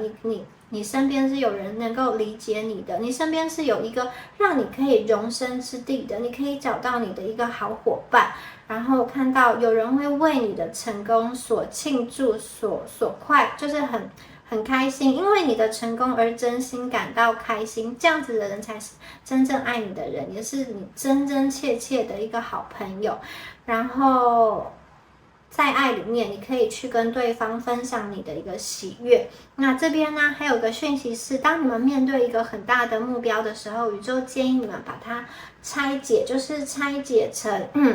一个一个小步骤，然后你先去看那个一个一个小步骤，从这个小的地方着眼着手开始去进行，然后你就不会觉得一下子要去完成一个很大的目标是一个很困难的事情。所以我觉得这一组的朋友啊，接下来其实你们是一个游刃有余的能量，我觉得你们比较不会去抱怨说，因为时机啊，因为环境啊，因为我的出身等等的，没有，我觉得。你们会慢慢的走向你们所想要的成功，而且我觉得这个成功是你们应得的，也是你们必得的，因为你们今天可以走到这个世界啊，代表说你们过去真的很努力了。有些朋友，你们可能在现在这个时间点，你就已经累积了一些资源、一些财富，或者说一些地位。如果你们现在已经是有一些社会地位的人，我觉得你们真的会让生活过得更加的丰盈、更加的丰富，而且我觉得是你们有时间可以去享受你们的那个成果。过去可能有些朋友是那种，你事业丰收，可是感情上缺了一个伴，或者是说，你的感情是很好的，可是你会觉得说，钱不够用，或者说自己没有自己的这种事业，觉得比较没有成就感，你也想要去被肯定、被证明。那我觉得接下来我看到这个世界啊，它是一个大方面的丰收，就是你可以事业跟感情都有，然后都是可以得意的。那这边也有果实累累的能量，所以有一些朋友，如果说你现在在准备考试，但你的心态上会有一点点就是想要放弃了，或者说比较懒散，因为有一点不想要面对接下来的这个考试、这个试验、这个挑战等等的，其实宇宙在告诉你，你要转换一下心情哦。你把现在的担忧先去放一边，然后你开始去做你现在可以做的事情。即使也许现在你觉得时间很少，不可能去完成，可是你就要从真的是现在此时此刻听到这个塔罗，听到这个讯息开始，你就要去做，因为你们接下来这个事业、学业或者说感情上的一个升级，这个晋升的能量哦，真的是要你一步一脚印去踏实的去完成。你们不要去靠小聪明，或者是说投机取巧。这个并不是说你们的判断会错误或是失准，而是说如果你们靠小聪明或者说投机取巧的话，可能接下来事情会有让你意想不到的变化，因为命运之轮它是转动的很快的。如果你持续的往你想要前进的目标前行，也确确实实的有做好你现在该做的事情的话呢，接下来迎接的就是刚刚说的丰收啦。好，我们再来看一下下面的塔罗牌哦，我们的圣杯四，King of Pentacles， 哇，我们这边有金币国王诶，我们有圣杯骑士，好。宝剑七，恶魔。好，我觉得单身的朋友们真的好好期待一下，我觉得会有一段让你脸红心跳的一个恋情，然后彼此之间的吸引力很强，特别是我觉得性的吸引力非常非常的强哦。那我觉得这个人就会以一个你意想不到的方式，因为我们这边有宝剑七嘛，我觉得他会用一个很特别的方式来接近你，甚至我觉得他求爱的方式也是非传统的。有些朋友如果说你们是曾经有过感情上是有故事的，或者说你们已经结过婚，进入到一段婚姻，有小孩等等的，我会觉得这个人他的想法就是你不用在乎说他会介意你的过去，或者说会用什么样子的眼光评判你。我觉得这个人是一个不受框架所束缚的人，他喜欢就是喜欢，他没有在管那么多，然后他也是蛮坚定他的一个内心的，他会以出其不意的方式来对你示好。然后圣杯四在这边呢，有些朋友我们可能在等待一件事情的发展，或者说等待一个感情，就是你想看它是怎么样，很可能你们现在正在被困在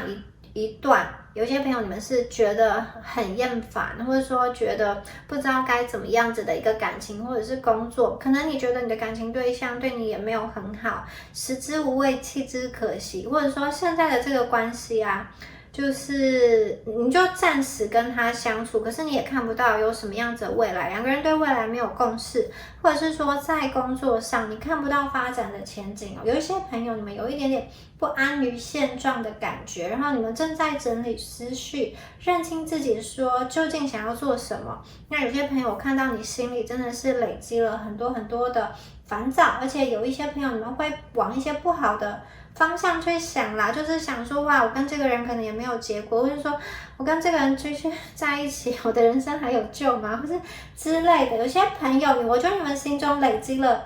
一些不满然后这个不满是会扩散的，然后你会觉得说我不知道应该怎么办，这样子明明知道现在这个状况不是很好，但是又得不到一个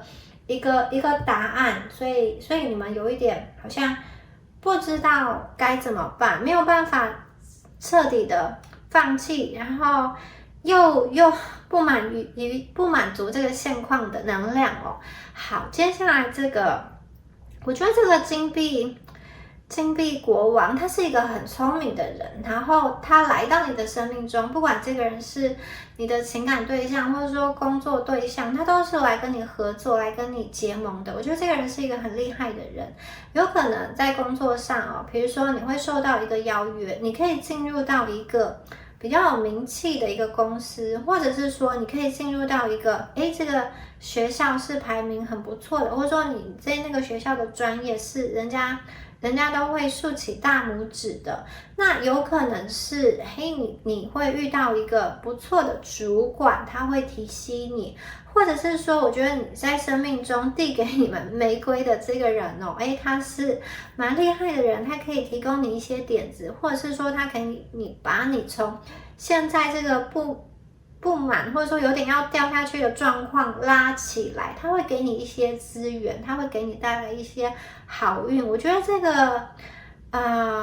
金币国王的能量它是一个，就是我觉得你们接下来遇到这个人他在事业上他的历练我觉得蛮多的，头脑也是聪明的，可是他在感情上就像是这个圣杯骑士一样，他在感情上是一个冲动的，是一个充满很多爱的人，所以我觉得你们接下来会遇到一个品质还不错的人，这个人可能是你的桃花，或者是说你生命中出现的一个贵人。那有些朋友我觉得你遇到这个人他是有一些这种海外的能量的，他是从远方而来的，然后进入到你的生命中会给你一些什么样子的提点。好，那如果说你们因为过去曾经失败的一个经验，然后担心说现在做的选择会不会重蹈覆辙，或者是说你因为过去曾经经历过类似的人或类似的情境，你一直很担心说那个类似的情境又再一次会不会发生我觉得有些朋友会有这样子的能量，心里会有一些小声音，因为你们曾经经历过失败，然后如果有类似的可能会导致失败的讯息你们就会想要去逃避，或者说不知道该怎么样子去克服。但是我觉得大家不要担心，因为宝剑七也有一个回避的能量，就是我觉得宇宙会给你一些提示，让你回避掉一些工作上的人事斗争，或者是说一些这种尔虞我诈的讯息。我觉得你们会在你没有察觉到的状况下，你做了一个选择，它是会让你避开一些麻烦，或者说避开一些不开心的经验的。可能你现在觉得跟某个人断联是一个很可惜的一个状况，可是也许你跟这个人往前走，其实你才是会令你流更多泪，更加的辛苦。所以我觉得有些朋友你们其实会有一个机会，它是可以让你去避掉一些麻烦的事情，你不用正面的去跟人家逞凶斗狠，或者说不用去跟人家硬碰硬。然后还有一个能量是，我觉得你跟别人对谈的过程中他可能会去露出他的马脚，或者说你去抓到他的把柄，因而你可能会取得某一个胜利等等的，你会去看清楚一些真相，而且我觉得你们会对于可能出现的麻烦，其实你们会有应对的方式，这个应对的方式它是可以奏效的，它是可以成功的。我看见宇宙其实会给你们很多的讯息，然后你们其实也会自己去收集很多的一个讯息，所以你们不用害怕你们会做错决定，或者说陷入什么样子的一个麻烦呢？我觉得这边有一个避开厄运的能量好，接下来呢，我们看到的是恶魔有些朋友，你们是不是有一点点物欲？就是你比较存不到钱，因为你有很多的欲望，你想要去花钱，你有很多想要去实现的东西。然后有些朋友只是在感情上，你们会有一些欲望，或者说贪心啦。你可能身边有一个，但是又想要去看看，或者是说你会觉得说，身边这个人如果有其他地方可以加强的话，会更加的满足我。就是有时候会去羡慕其他人的这个伴侣等等的。然后抽到恶魔这张牌，宇宙要告诉你说呢，其实你们是有机会的。这个机会不限于是新人或是旧人，有些朋友因为你们有圣杯6嘛，所以你们确实也有旧人复合的一个可能。但是这一组啊，你们在面临你们的机会的时候，宇宙要提醒你们不要太贪心，不要太执着，不要有太多的贪念，好像你们已经达到了某一个状态之后，又会要的更多。可是这个更多究竟是你的想要，还是你的需要呢？因为有的时候，当你一直伸手要的更多，就是在跟宇宙，好像在告诉宇宙说，你现在的状态是不好的、不满足的。其实你散发出这样子的频率的话，其实你会吸引到。表面上它是能够去满足你的，其实它内在是跟你一样是匮乏的一个状况，所以这边我觉得有点像是宇宙要提醒你要转换一个心态，就是你们要懂得适可而止，然后把你的欲望缩小，不要好像无止境的去探求。有的时候有欲望是一件好事，因为它是让你往前的动力。可是这个欲望太多，或是说太想要让自己的生活变得更好，它也会成为一种魔咒、紧箍咒，因为这个代表说你永远都觉得现在自己的状态是不够好的。好。有些朋友，你们离开了这个旧的人、一群人、旧的环境、旧的友谊，你就代表说你转移了一个新的能量、新的模式。那你们在物理上的转移的同时，我觉得你的心境上也要转换，就是你下定决心，你的心境也要跟你的身体一起离开。有一些朋友会觉得，在这个能量中，少部分的人，你们真的有三角关系的能量。如果你下定决心要离开一个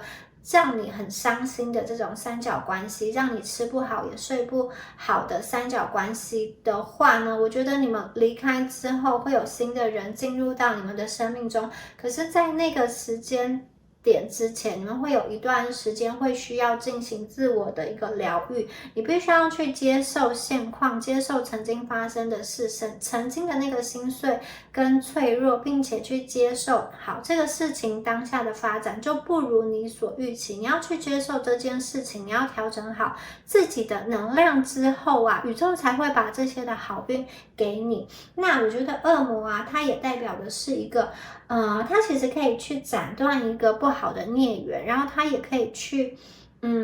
表达自己内心真实的一个想法关系，就是有点像是我要宣誓，我要一个新的健康的好的一个关系，然后我要离开一个失序的浪费我时间，或者是说你觉得是一些违反伦理道德的一个事情哦，所以我觉得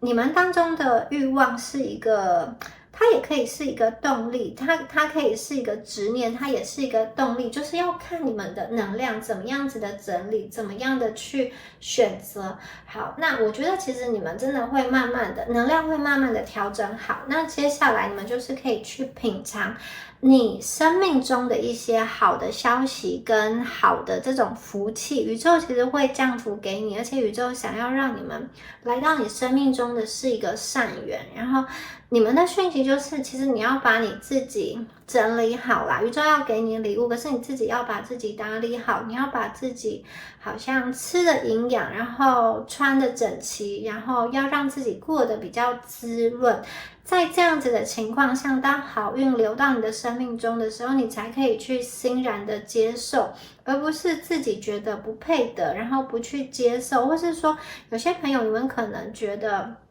好，有些朋友可能是刚刚说有些朋友是物欲比较重，但是有一些朋友是你们舍不得对自己好，花钱在自己身上，这个也是某一方面的执念，因为你很想要去去把那个金币给维护起来。所以我觉得不管是哪一种执念，它的内在其实都有某一种匮乏的感觉存在。然后宇宙希望你们好好的去品尝生命中的酸甜苦辣，然后接下来这一段时间啊，如果有跟朋友家人的聚会，它确实可以去恢复你们的能量哦。那我觉得你们也有一种好像要公开一些好消息给众人的感觉，可能你在策划什么事情哦，你的事业要开张了，或者说你生命中有什么好消息要分享了，好，这些东西我觉得都会有机会去展现，就是你们会呈现在众人面前的那个状态是好的。我觉得大家会去以你们为榜样，或者说羡慕你们现在的那个存在的能量。好，以上呢就是有关于第二组朋友们你们今天的解牌啦。那如果你觉得今天的解牌有对应到你的能量的话，欢迎在下方留言领取好运，领取第二组的好运能量。那我们下次影片见咯，拜拜。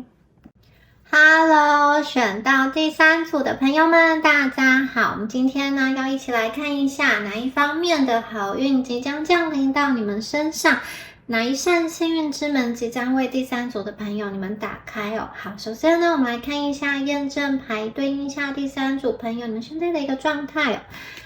好，我们的37号 Never Ending Story， 孤儿 Regeneration， 这个重生、改造、再生了。好，那我觉得第三组的朋友啊，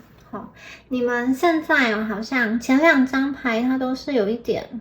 好像有一点烦恼的样子。我觉得第三组的朋友啊，你看第一张牌是有一个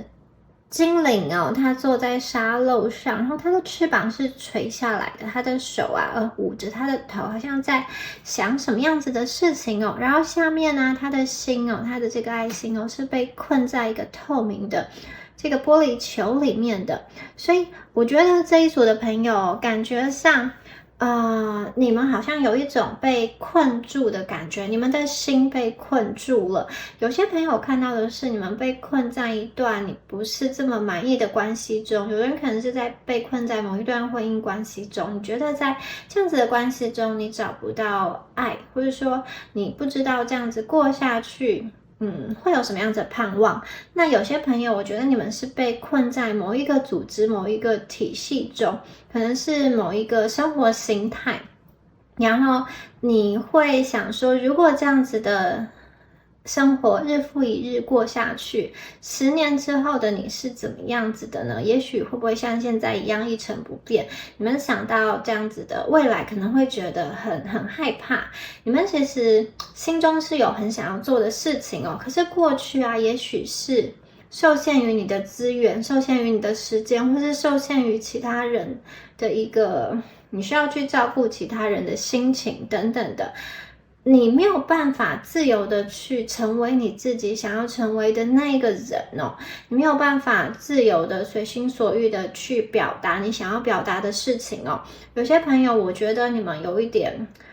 放弃了以前曾经有过的梦想，就是有一点点给我的感觉是很枯萎的感觉。你的肉身还活着，可是你们的灵魂有一点点没有活力哦。看这个女生她旁边有一个镜子，对，可是她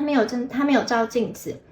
她以前呢曾经是很漂亮的，还有在花丛中飞舞的蝴蝶，可是现在她被困在这边，她有一点失去了飞行的这个能力哦。我觉得有些朋友你们可能曾经在感情中受到伤害，然后或者是说在人际关系上有一点就是受到忽视，你现在对于进入一段亲密关系是有恐惧的，或者是说你们看不到你自己的一个价值。有些朋友你们可能会在跟别人比较的路途中觉得你现在的位置好像不是你所期望的那样。你可能觉得我过去也很努力了，可是我没有达到我期待的这个位置。有些朋友，我觉得你们现在不是很想要跟人家交流，不是很想要跟人家说话，就是想要自己在自己的这个小天地中去思索，或者说去想一些事情，有一点比较有一点闷闷的啦，但是你也不会想要把这种闷闷的心情去跟别人说出来。其实我看到的是你们很渴望归属，很渴望在这个世界中找到一个属于你的一个位置哦。有些朋友，我觉得你们会不知道哪里是适合你们的。也许你现在已经不再像以前一样去认同某一个群体，或者说某一种生活方式，你会感觉到有一个深深的失落感，或者说困惑。你觉得周遭的人可能不会理解你，但是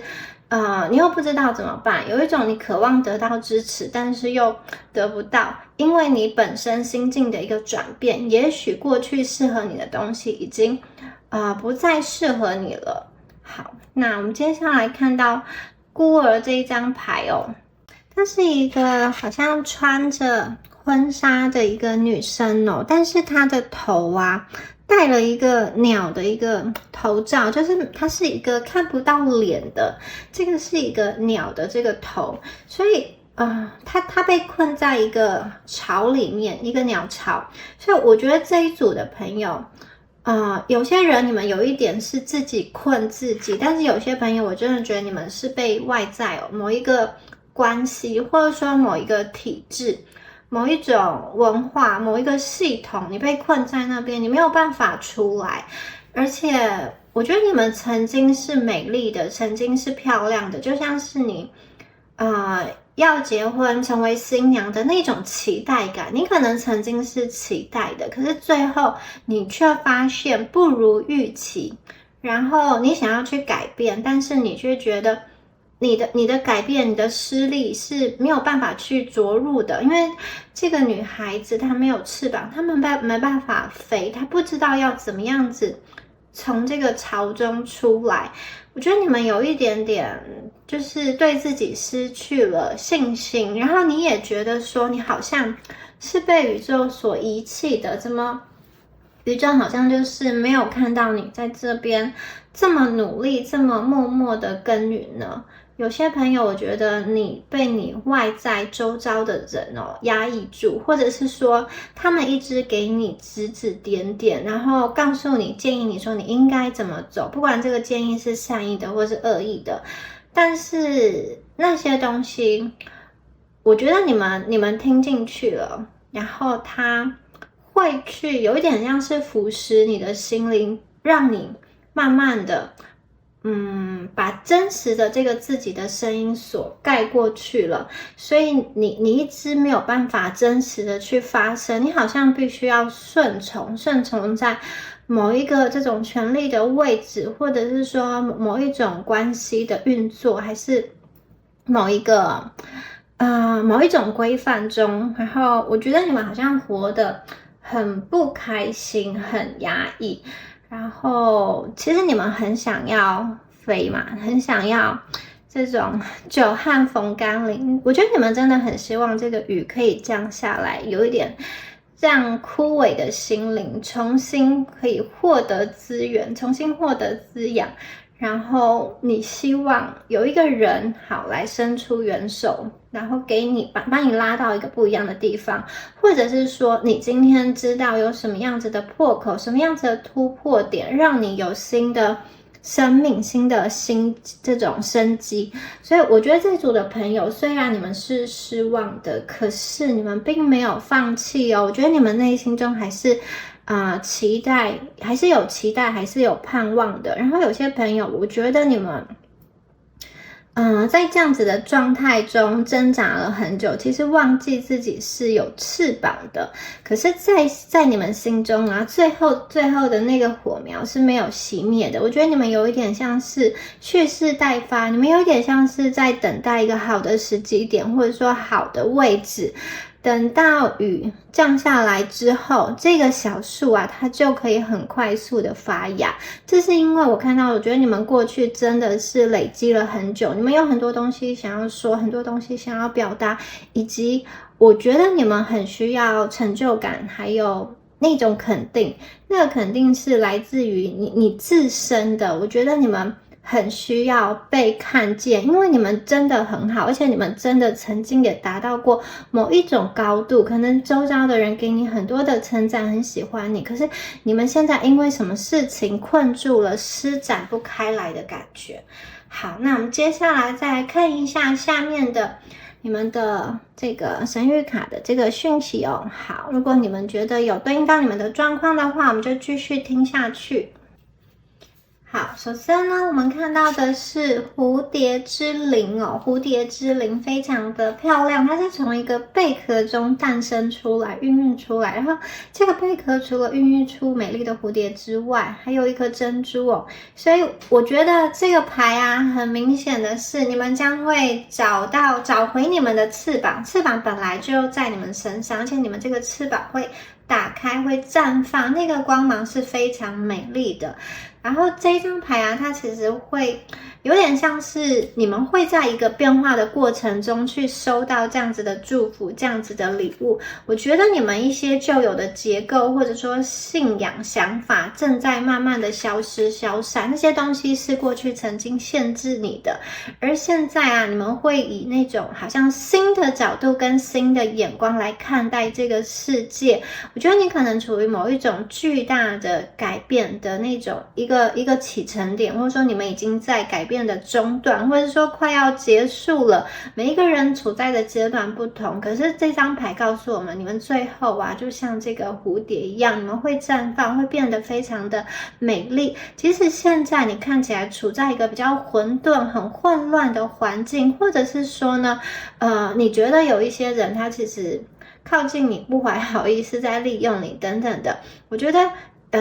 你现在生命中的一些混沌不明的一个状况啊，它都是为了要让你在重生之前所做的一个整理。就是当我们去清扫房子去整理的时候，会不会有很多的灰尘会飞扬，那个是一个必经之恶，这一切都是为了达成你最后的一个最高利益。所以大家不要害怕，当周遭或者说当你的心情觉得很混乱的时候，它是一个转变的到来，你要放心，你们是安全的。那蝴蝶的这个转变啊，毛毛虫它必须自己把自己作茧自缚，它必须先结成一个茧，然后完全的一个质变，才能够重新形成蝴蝶的形状。所以它会溶解了它本身这种所有原来的那种组织的形状，它会变形成完全不同的一个东西，所以当中一定是会痛苦的。这个是一定会必经的过程，可是痛苦之后呢，你们可以去放松的迎接这个变化，你们可以放松的充满活力的变成蝴蝶的能量，你们可以去飞，这个痛苦最后会过去，因为你们现在已经按下了启动新循环的这个按钮。而且我觉得这一组的朋友啊，这个翅膀也代表着自由，我觉得接下来你们会有一个自由的生活，这个自由包含了心灵上的自由跟财富的自由，因为你们后面有一颗珍珠，它是一个很珍贵的一个东西。我觉得你们会有这种源源不绝的珍珠来到你们的生命中。首先呢，我觉得你们在经济上会很独立，而且是你可以自己去掌握的，不是说今天有明天没有，或者说这个经济是需要去依靠别人来给你金源。如果今天这个金源被切断了的话，你就没有办法独自活下去。我觉得接下来将会有人看见你的美丽，看见你的这个成就吧，或者说看见你的这个存在，给你一些新的这种工作上的一个机会。如果是还在念书的朋友的话，我觉得你们也会好像有一点重新的找到自己的那个方向，你们可能会做出一个很大的转变，也许是换科系，也许是换学校，也许是你想要在这个态度上进行一个转变，你们想要很认真的、真真切切的为自己去做一件事情，然后我觉得你们这样子的动力会让自己重新获得生命的自主权跟自由。在这之前呢，你们有一些痛苦会发生，可是这个痛苦大家不要害怕，因为这个痛苦会过去，美会留下来。然后你们一方面可以有点像是安心的在蜕变，你们在蜕变的过程中，宇宙会看照你，会保守你，而你的这个蜕变，就是你们稍微把自己作茧自缚，你们稍微把自己困住，是为了接下来更大的一个机会。所以大家你们心中要先启动就是按下那个按钮，你告诉自己你想要转变，你愿意去蛰伏一段时间，你愿意去重新整理自己，清理一些不必要的旧能量，重新去学习，然后重新的去梳理爬梳，从自己以前到现在的那些经历，从那个经历当中去吸取养分，然后我觉得你们就会跳脱出某一个笼牢，或是解开某一个枷锁，这个能量是非常大的。时间到了之后，就是蝴蝶它就会成型，它就会飞啊，以及这个蚌壳最后就会孕育出美丽的这个珍珠。所以大家不要觉得自己好像一直会被困在这个壳里面一辈子，其实不会的，时间到了之后，就是你们展翅高飞的时候了。好，我们下一张牌哦，我们的下一张牌是火凤凰哦，这张牌的能量也是很厉害，我觉得这一组的朋友你们真的是要起飞了，这也是一个会飞翔，跟蝴蝶一样，它是有翅膀的火凤凰哦。它在说什么呢？就是我觉得这一组的朋友啊，无论你此时此刻你现在感到多么的绝望，经历了什么样子的考验，你们最后都能够存活下来，而且你可以从过去的这个灰烬中，你会创造出属于你这个丰富的一个故事。当你重新的转化过后，其实我觉得你们会看见很不一样的一个风景。那这两张牌都是有一个很大的一个蜕变，我觉得你们蜕变之后，这个能量会看得更高，然后飞得更远。这张牌画的是说，在这个森林的尽头啊，它其实是有一座山的，但是你要到达那个山顶的旅程是道阻且长，就是很艰难，而且很漫长。所以你必须要想办法，就是因为你想要到达山顶，你要想办法去攀爬，因为这个山顶，到达山顶之后，你会看见不同凡响的事物在等待你。那这边呢，有一个火堆，这个火堆烧得很旺。这个凤凰出现在这边的时候，它其实已经是更新过后的能量。前面还有一只凤凰，它是在这个火焰中被燃烧。因为它已经很疲惫了，因为它已经没有力量飞翔了，所以它停留在这里，它被这个火焰燃烧殆尽。然后当这个火焰熄灭之后啊，其实会看见一只重新的充满生机的这个生气勃勃的这个红色的凤凰又飞了出来，它非常的灿烂，它非常的有活力。所以我觉得这一组的朋友啊，你们可能已经经历，或者说正在经历一个你觉得人生中是一个比较痛苦的一个阶段，然后在这个阶段中，你真的必须要重新的去检视你自己，你必须要去放下你过去一些旧有的信念想法，甚至是必须要去有点像是切下你心头的一块肉，你必须要去割舍跟某一个人的情感，或者说你已经累积很久，已经积累很久的一个事业，你必须要进行一个大转弯，你也确实会经历一个大转弯，以一种你想不到的一个方式。可是在这个火焰中，最后你们会重生，就像这只火凤凰一样，你们会变成一只激情野性又很自由自在的鸟。你们过去可能认为某一种形态就是永恒，就是再也不会改变，可是我看到的是其实会改变的。有些朋友我觉得你们被困在某一个可能是你不喜欢的工作环境很久了，你可能觉得在这边有一点食之无味弃之可惜，因为你需要这个金钱来让你生活，但是你又觉得你每一天上班下班好像又真的只是为了生存嘛，我今天上班是为了我明天活下去，你会觉得好像离你的梦想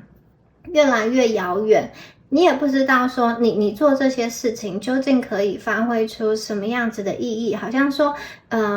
有没有你这个公司都可以运作得下去，或者是说你在这里你觉得你并不独特，没有人可以看见你的那个特长，你一直觉得有一种心情很闷的一个感觉，你可能觉得一辈子就要这样子下去了，可是这2张牌告诉我们说不会的，你认为不会改变的事情，其实呢它正在转变，这个转变呢不光光只是火苗熄灭，它还包含了重生哦，会有一个新的闪亮的新开始，所以我觉得你们的希望啊，有一点像是从你们最绝望的地方开始，可能你过去在这个生活中，你必须要去循规蹈矩，你必须要去配合很多的规章制度，或者说配合很多人的一个想法去运行，以至于你过得不能很舒心啦，就是也许是安稳的，但是你觉得不舒心，你好像觉得你的灵魂在呐喊，然后你的心在哭泣，虽然你的肉身是可以活下去，可是你找不到一个意义。可是我看到接下来你们会找到属于你自己的舞台，我觉得你们会发光发热，你可以看到，你可以去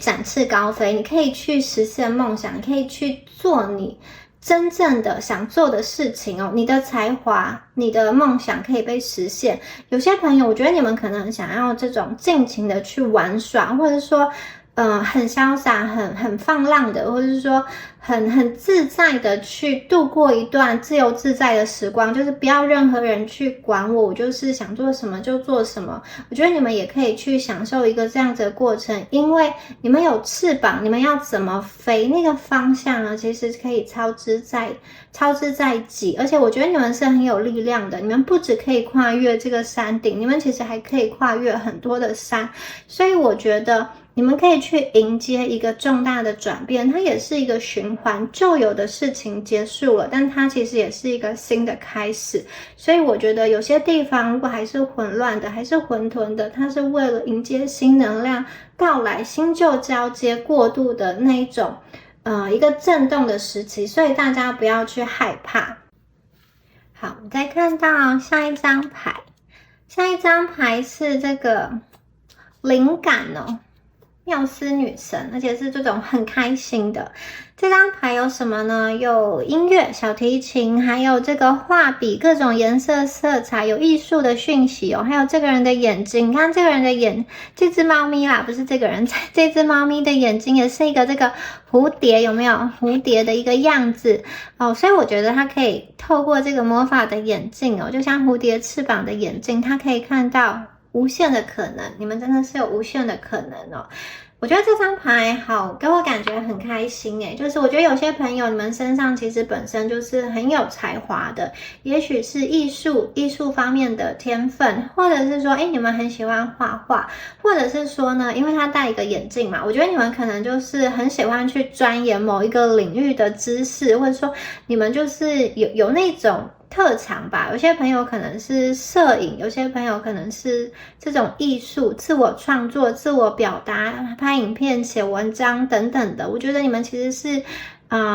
有一些创作的能量哦，然后这个灵感啊，它会让你生活充满了很多的欢乐。我觉得你们可以创造出那些让别人喜悦的东西，而且我觉得你们接下来的心态有点像小孩子一样，我觉得你们会过得很开心，回到一个纯真的一个心态。我看到的是你们会笑，你们是不是很久都忘了怎么笑，或者说皮笑肉不笑等等的。我觉得你们有一种接下来的时光哦，发自内心真正的在笑，而且不光只是外表成人的模样在笑，我觉得你们内在的小孩也在笑，也因为你内心满足了，你内心快乐了，我觉得这些东西会成为你灵感的来源。我觉得你会在生活中找到很多快乐跟希望，甚至有些朋友你们会被某一种爱所包围，然后你会允许自己在生活中可以有一点点调皮，或者是说即使在生活不如意的时候，你也可以自嘲。甚至我觉得有些朋友你可能会把过去的经历啊当成是一个，因为已经过了，你也不再在意了，你就是有一点自嘲的方式来开自己玩笑，找一点点幽默感，可能你就会说啊，我过去遭遇了什么样子的一个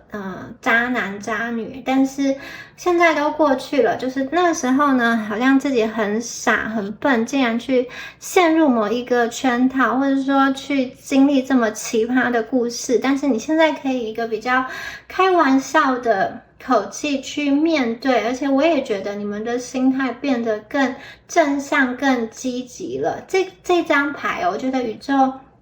给你们这张牌真的是要告诉你们，你们要邀请你自己的内在小孩一起去经历这美好的一切，而且我觉得你的内在小孩会帮助你回到你比较纯真无邪的那个样子。即使你每一天早上醒来，那个日常或者说那个生活的动态，就是你都是要做差不多的事情，可是我觉得你去唤醒你的内在小孩，你们接下来会发现他有一双很能够看见好玩的美好事物的一个眼睛，所以我觉得你们会在生活中很多的小地方看到美好，可能你们就是会因为一些小事很开心，或是手足舞蹈，或者是说呢，你们终于买到一个很想买的东西，终于去上到一个很想上的课程，终于可以去某一个地方旅行了，有这种开心的能量，我觉得你们去打开你的这种内在的那个心，尤其是你的童心，你就会发现有源源不绝的色彩，然后源源不绝的音乐去流泻出来，各种新鲜的东西，新奇的东西有等待你去尝试。而且我觉得这只小猫咪真的是很可爱，它的眼镜上面有蝴蝶，我觉得它有一种可以带着它飞的能量，有一种魔法的能量，所以我觉得也许你们就是那个魔法的本身灵感的女神，她触碰了你之后，其实你也变成别人灵感的来源，别人看到你这么开心，然后他们也不由自主的会嘴角上扬。这个能量啊，跟这个前面2张低头这个搞哭死灰垂头丧气的能量是完全不一样。我觉得接下来的这一段时光会让你容光焕发，会让你笑得很开心，会让你每一天醒来都是充满期待的，不是每一天都是好像行尸走肉在生活。我觉得接下来的这个生命中，你们会很积极的动起来，会有想要去实现的梦想，而且我觉得你们实际的拿在手上去执行了，去做了，然后你的脑海中因为有想要做的事情嘛，我觉得你每天就开始心中就在计划那些事情，至于你们不会再去追悔追忆过去曾经做不好的事情，我觉得你们会越来越活在此时此刻，活在当下，很开心的就是去做你现在在从事的这件事情，去上班，或者是说去转职，去学一些技能，或是去学习等等。我看到你们是开心的，你们有一种焕然一新的感觉。那有一些朋友看到的是你们终于愿意去，或者说终于有时间有金钱去学一个你们可能很想学的才艺。有些朋友可能是以前就很想要去学钢琴，可是一直没有机会，也许你去学这个钢琴，或是有些朋友你们去学开车，然后你想要自己去自驾游等等的。我看到你们会去学一个自己已经就是想学很久，但一直不敢去，或者说没有时间去着手的这个技能，你们开始学习了，而且我觉得你们会学得很开心。好，接下来我们再看到下面一张牌我们的刚好是3334，下一张牌我们是34号牌。好，这张牌呢是古代的智慧古人的一个智慧，现在要传承到你们的手上，你们的身上。好，这一张牌，大家有没有看到这个地上啊？它其实有画着一些图像，它其实是古人画在这个地上的一个地图。那你们接下来呢要去攀，你看它已经到达山顶了，而且是胜利者的一个姿态，有没有？你们要去到达山顶，其实很简单，你们不需要自己再去好像重新的去摸索那个路，你们只要按古人给你的地图，祖先宇宙给你的智慧，按图索骥就可以去到达巅峰哦。前面有这个非常漂亮的这个月球在迎面而来。好，这一张牌哦，就是你们可能有一些事情你们想要做，但是你会觉得找不到头绪，找不到方向。其实你们去想一想，很多东西对你来说是新的，可是对别人来说呢，那是别人已经走过的路，很多人已经有尝试过了，他们已经在那个路途上走了很远了，他们已经留下了一些建议或者说经验给你，你可以去参考别人给你的建议，你在就是你在学习新的或者说做新的尝试的过程中，你就可以避免踩坑，避免踩雷，你可以更加的去享受，以及更快的达到你想要去的地方。所以我觉得这一张牌的出现代表说，我觉得会有一个有经验的人，或者说一个专家，或者是在这个领域的这种很顶尖的人物他会来帮助你，或者是说他是一个你的前辈，但是他曾经经历过你所经历的事情，他可以告诉你应该怎么做。我觉得他会传承一些经验给你，就好像是你们要面临一个未知，就是转变过后是一个未知全新的开始，可是你们不要害怕，因为你们会接到宇宙给你们的地图，你们其实就是看着这个地图就可以很容易很自信的去达到你想要去的一个地方我觉得这张牌很明显的，你们生命中会有一个生命导师，或者是说专家，或者是一个长者，他会提供你一个建议，在一个很棒的时机点，你得到这个建议之后我觉得你们就不再会害怕，以及你们更加知道走哪一条路是比较有机会达到最大的一个成功的。我觉得你们会开始更加的敢去探索，因为你已经知道，因为你已经得到前人留下来的智慧，你可以去参考，你可以去反思，你可以去了解你要选择这一条路它会有什么好处跟坏处，它会有什么样子的潜力，以及它会面临什么样子的陷阱。当你更清楚你所走的这个土地土壤的这个状况的时候，你就能够更好的从中去发现生命中的一个机会。所以我觉得这是一个可以去引领你走到你想走的那个路的一个方向。我觉得你会发现一个祖传的智慧，前人留下来的宝藏，这个是可以让你去攀向顶峰的。我觉得你们就是很开心很胜利有没有？在山顶上好像大声呼叫，我在这边，好，我终于成功了，有这样子的感觉。我觉得你们终于可以去呐喊出来，终于可以去真实的展现自己，这个能量的爆发跟变化是很快的。而且我觉得你们不要害怕这一条道路因为会有前人留下来的智慧去保护你。接下来我们再看到下一张牌下一张牌是漂流者。这张牌说要去找到让你觉得心动的事情我们虽然随遇而安，可是我们要去找到一个在生命中让我们确确实实感到就是心会跳动的事情，而不是死气沉沉的在生活嘛。我们去追寻那样子的事情，可是我们不要拘泥于某一种形式。这张牌在说什么呢？我觉得抽到这张牌的本身的人，你们本身是非常非常有潜力的。你们其实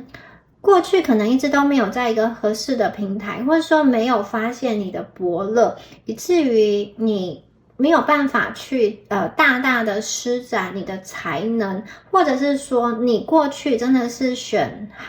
错了不好的，就是选到不适合的专业，这个专业可能是很热门的，然后你去做了，虽然你也能念，你也能做，可是你觉得不是很开心，或者说你去了某一间公司，这间公司有一点对你来说好像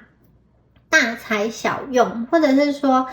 那个气氛让你觉得不是很舒服。那接下来我看到你们有一种跳脱出原本的这种日常的例行的公式，你们去撑起你们的小船，你们去创造，你们去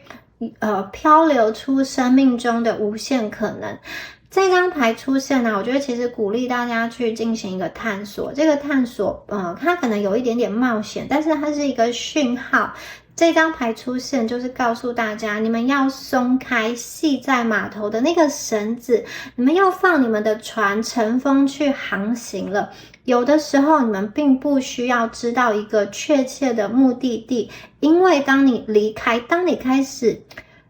离开港口，你开始滑行的时候，你开始划船的时候，其实一切都会变得越来越明朗。而前面呢，已经有这个地图在指引你们了，所以我觉得大家不要害怕，你可以去做一些稍稍你觉得可能有一点点冒险的事情，或者是说你觉得这件事情是你想做的，但是你目前还看不到什么样子的回馈。我觉得这张牌告诉大家，你们可以先去尝试，因为有的时候你可能像其他人一样，每一天好像很努力，但是很像在那个牢笼中的老鼠，它在轮子上一只一只的跑，它看似很努力，但是它根本就没有往前移动啊。有些朋友，我觉得你们有一点自由自在的漂流好了，你就算不是很努力的去划这个桨，其实风其实这个洋流都会带你们到一个不一样的地方，所以这张牌我觉得大家可以去尝试，可以去冒险，而且宇宙要你们不要去抓得太紧，不要太急，因为生命的保障自己会去找到你们，会去给你一切你需要的，你们只要随遇而安，你们只要懂得去接收，懂得去冒险，我觉得会有人把你，或者说会有一个机会把你从旧有的困境中解救出来。可是你必须要先知道你现在是被困住的，以及你就像老鼠在滚轮中不断的奔跑一样，它其实没有实质的去前进。那你们必须要先去明白你现在的处境。当你愿意去离开那个滚轮之后你会看见迎接你的是一个很广阔的一个大海。你们必须要走出来，你们必须要去看见。而且你们在走这条路的时候，其实你不需要太多这种理性的分析，你要去依照你内心的直觉。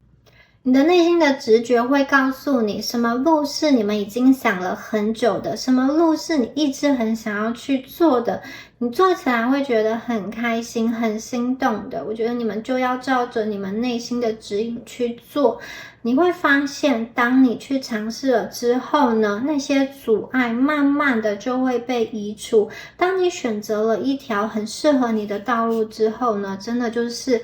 蝴蝶火凤凰的能量会让你们浴火重生，有一个很大的一个转变。而且转变过后我觉得大家真的都是会为你拍手，为你鼓掌。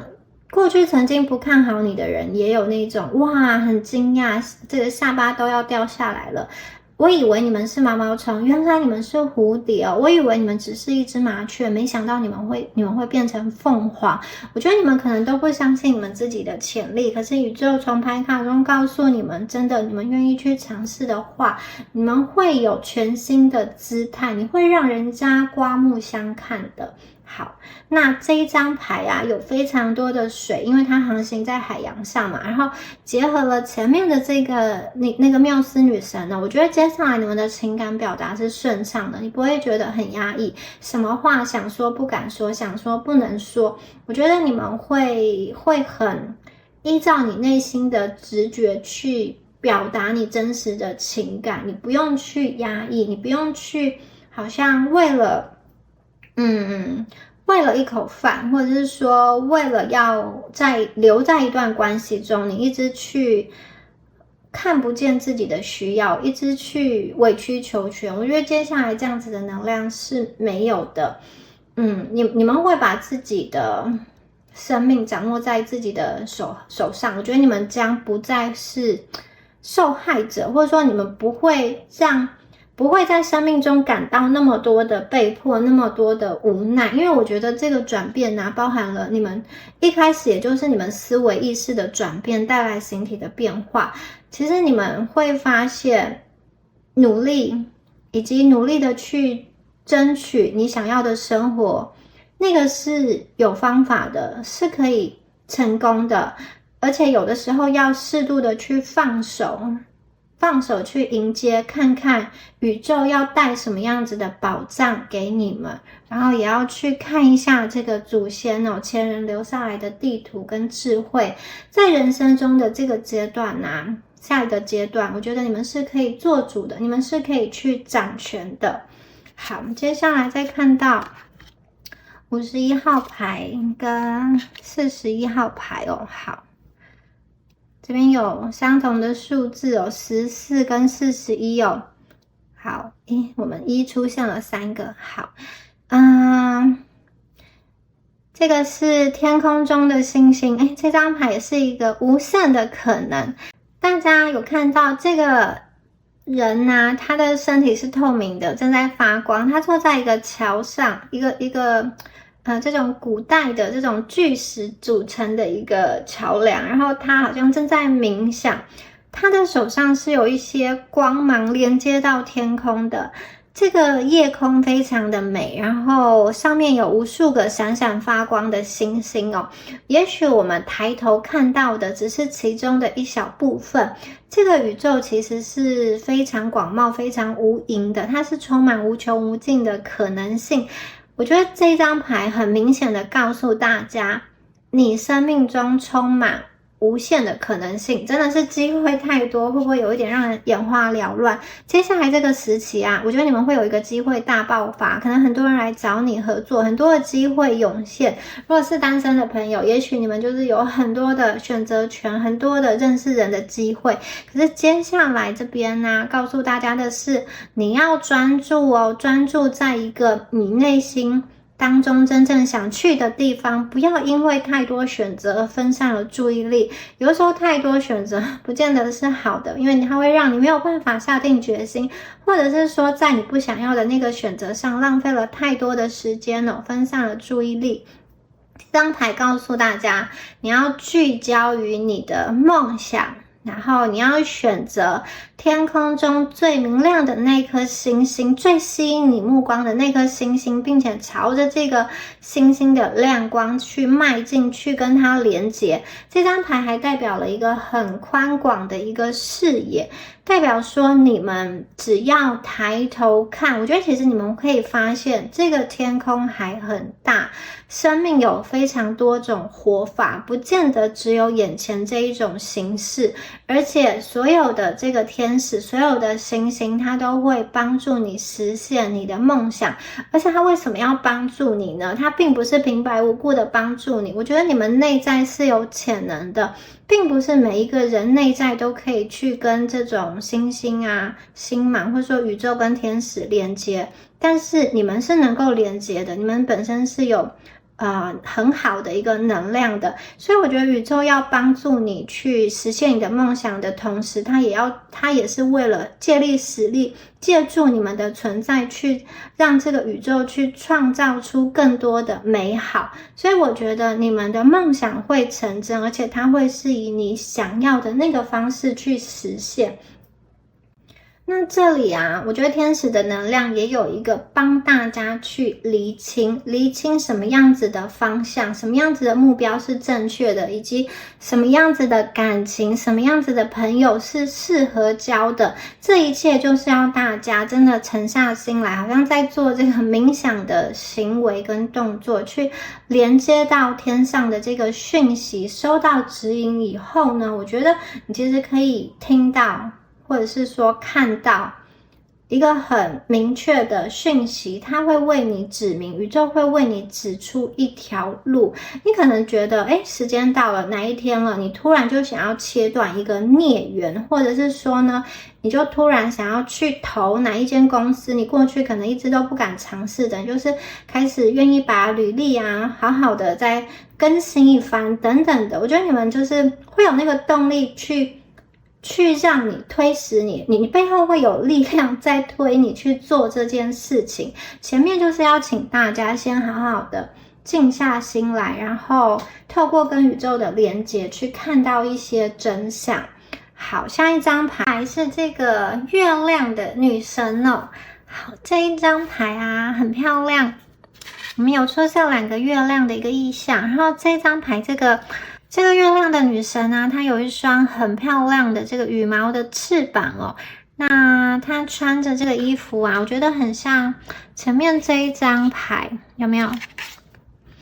白色的，很像是礼服，就是有一点纱的感觉。然后它好像在水里面，它这个水代表情绪哦。月亮的这个阴晴圆缺，有的时候会影响到我们的这种情绪。好，这一张牌啊，我会觉得其实你们很可能哦，就是月亮女神本身哦。月亮女神呢，她带来的是一个新的开始，你们会以一个全新的面貌向这个世界展示，你们已经焕然一新了。然后接下来我觉得大家都会看到全新的不一样的你，而且有一些东西啊是你们磨练了很久的技能，或者说保养了很久的身体，锻炼了很久的身体，即将要呈现展示出来给大家看哦，会有一个很大的聚光灯打在你们身上。那我觉得在那个展现给大家看之前啊，有一段时光是属于你跟你自己的，有点像是在舞台开幕之前的那个属于你自己，属于演员自己独处准备的那个时间哦。我觉得当你们准备好了，你们就可以走出来，大方的向世界宣告说，这个是全新的我的样子。这个能量很厉害，因为我觉得你们这个新的姿态哦，会改变其他人看待你的方式。如果你之前你一直觉得你比较委屈，你是受到欺负的，或者是说你觉得有的时候别人对你不是这么的尊重的话，我觉得你接下来会面临一个很不一样的转变，就是你在表达什么东西，其实都会有人愿意去听进去，而且你呢可以去很轻易的吸引周遭人的目光。这边有女神的一个能量哦，我觉得你们的姿态是非常优美的。一方面也是因为你们把自己的才华天赋发挥出来，你们专注在某一个兴趣或是说领域，或是那种学业技能的那个样子，其实是非常的沉醉，非常的迷人的。我觉得你们很像是酝酿了很久之后啊，在众人面前展现你的那个美丽，而且其他人会对你这种默默的酝酿很久的这一面感到很惊讶。他以为你还是个小朋友，没有想到你们现在已经成熟了，成长的变得这么的华丽。你们愿意去释放的这个能量跟别人分享，而且我觉得这边还有一个能量是你们不会害怕挑战，不会害怕传统，而且我觉得你们有一种自由自在的能量。当你们重新蜕变之后，你不会想要被别人所困住或者是驯服，你不会想要被困在某一个鸟笼内，即使这个鸟笼它是用金色的这种金就是那种金色的很华丽的鸟笼，还镶有宝石，但是因为它是笼子，我觉得你们不会想要再回去那个地方了。你们接下来啊，我觉得你们接下来有一点不可预测，因为这边就是无限的可能性，所以你们接下来会做什么呢？我觉得真的是有很多的可能哦。你们会对很多事情都保持一个好奇心，而且你会对于周遭一些旧有的信念、旧有的教条，或者说一些声音啊，你会感到怀疑，你甚至会质疑别人说，你为什么这么想呢？为什么这件事情一定要这么做呢？难道没有其他的一个方法吗？而且我觉得你们会让别人有一点捉摸不住。在感情中，我觉得它是一个自由挥洒的能量，你们会吸引很多人想要一清芳泽向你靠近，有一点点神秘，然后又很优雅。但是我觉得有一些朋友，你们会虽然很多人欣赏你，但是你好像没有想要被困住、束缚在某一段关系中。我看到的是，你们更想要的是自己的一个自由。好，你可能想要在工作中去找到你的光芒或是成就。有些人是你会自己去选择一个特定的你想要选择的人，这个人也许不是你遇到的人中条件最好的，或者是说最有钱、最漂亮、最怎么样，但是我觉得你们会听从你内心的直觉去选择你想要选择的关系。重点是我觉得你们会忠于自己的灵魂召唤，你会对自己真诚真实，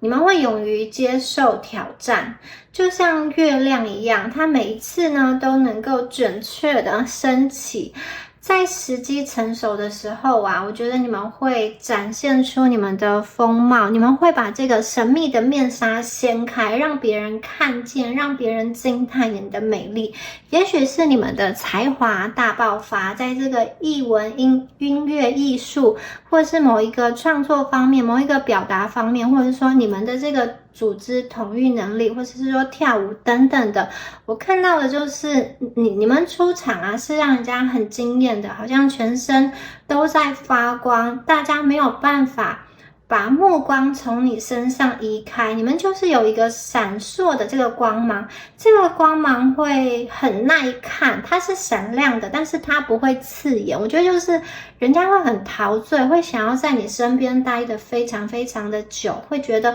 跟你在一起是非常的引人入胜的，不知不觉就被你吸引了，不知不觉的就想要好像对你弃械投降吧，你说什么都愿意去听。好，我们再看到下面的牌A Leg Up， 这张牌是一张贵人牌小的北极熊爬在大的北极熊身上，我觉得跟前面这张牌意思是很像的，你们会得到前人的智慧跟帮助好，下一张牌是奶与蜜之地好，这两张牌呢，很明显的告诉大家你们生命中的贵人会出现，他会带你前往留着奶与蜜之地我觉得如果你们过去一直是被困在某一个情境之中，接下来呢，这个贵人要带领你前往新的天地了。就像小的北极熊，他如果还没有能力在冰天雪地中呢独自行走很长的路途的话，他可以去爬到这个大的北极熊身上，站在巨人的肩膀上来看得更高，看得更远。所以我觉得如果你们过去曾经因为别人的声音，或者因为环境经济所迫放弃你们的梦想，放弃你们的创造你们接下来会有机会重新的去重拾你儿时的一个梦想，或者说重新去回归你本来一直想要去做的某一件事情。有些朋友可能是你进入到婚姻之后呢，你就是为了家庭忙碌你去放弃了你曾经很想要从事的一个兴趣，或者说磨练的一个技能。我看到你接下来会有很多的一个机会跟很多的一个时间，我觉得你们可以真心的去做你喜欢的事情，而且这个贵人会帮助你去踏出某一个限制你的结界。好，因为接下来他要带领你们去的就是应许之地迦南美地在这里这个地方它的奶是最营养的，蜜是最甘甜的。那这个最营养的奶和最甘甜的蜜，在这一片土地上，它是形成了一个流，就是在这个地方，它其实是很肥美、很肥沃的，不缺植物，也不缺动物。就像这个大象，它在泡澡、泡泡浴，然后竟然用的是这么珍贵的奶跟蜜，代表说其实在这里是一个资源完全不缺的地方哦。那过去啊，在这个受到统治者压迫下的希伯来人，上帝应许他们会带领他们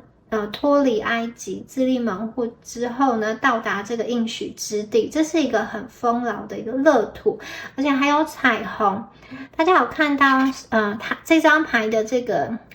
它的这个底色，这边其实有一个大天使的脸在这里显现哦，它就是要带领你们，它就是要保护你们到你们应该去的地方。我觉得你们在精神上会处于一个很饱满的状态，而且除了精神很饱满之外呢，我觉得你们的身体、你们的肉身哦，也是会被宇宙滋养得很好的。你们可以吃得下、睡得好，而且可以去吃健康的、营养的东西。我觉得你们的身体啊，也会变得更加的健康，而不是萎靡的状态。如果过去有一些朋友，你可能容易常常生病，或者是说有一点懒洋洋、病恹恹的话，我觉得这个接下来的这个好运，接下来的这个礼物啊，就是除了丰衣足食之外，会让你的心灵也是很饱满，会让你的身体也是很健康的。你可以感受到一个大大的满足感哦。你不单单只是能够吃能够睡，那个品质是好的，你的睡眠的状态是好的，你吃的时候不会觉得胃如嚼蜡，不是觉得我只是把东西吃进去而已。我觉得你们可以去享受那个美食，就是你们心情放松了，心情有余裕了之后，我觉得你是可以去享受生活的。好，这个贵人啊，他来到你生命中真的是要给你很大的一个大跃进吧，它可以带你去看你之前觉得你可能没有办法去看的世界，甚至我觉得它可能会带领你到不一样的一个圈层中。这个贵人他是一个比你年长的，然后比你有经验的，刚刚这一张牌也有说。好，再看一下下面的牌哦。下一张牌是这个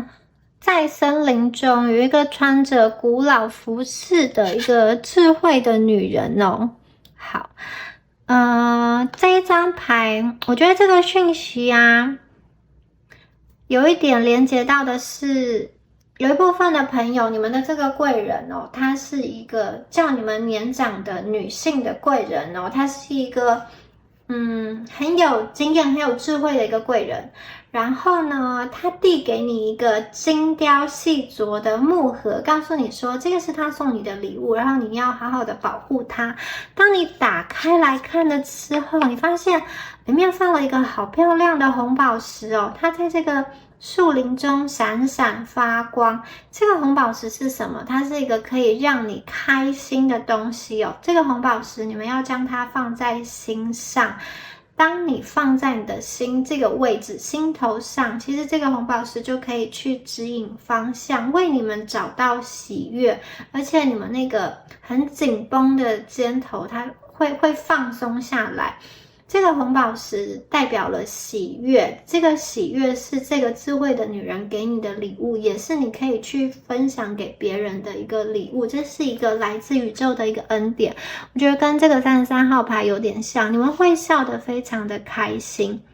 然后这张牌的能量是他主动选择了你，这个红宝石主动选择了你，这个智慧的女神主动选择了你。这张牌的能量充满了智慧，充满了轻松，充满了疗愈、喜悦以及各种灵感。我觉得你会感受到你是被爱跟善意包围的，你会感受到你其实是受到神圣的力量所祝福的，你会愿意去放手一些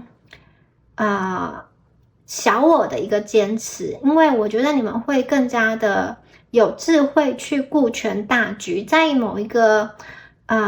大局中有些小事输赢其实不是那么重要，就好像我们要赢得的是整场战争，而不是单独的一场战役，并不是说单独的这场战赢了我就赢了，而是我要累积很多次胜利才会得到最后的那个成功。所以我觉得你们愿意去放手，有些事情在你不知道的情况下，其实宇宙是明白的，你愿意让宇宙去指引你，然后你愿意用善，愿意去用爱来包容一些生命中或者是说身边的人可能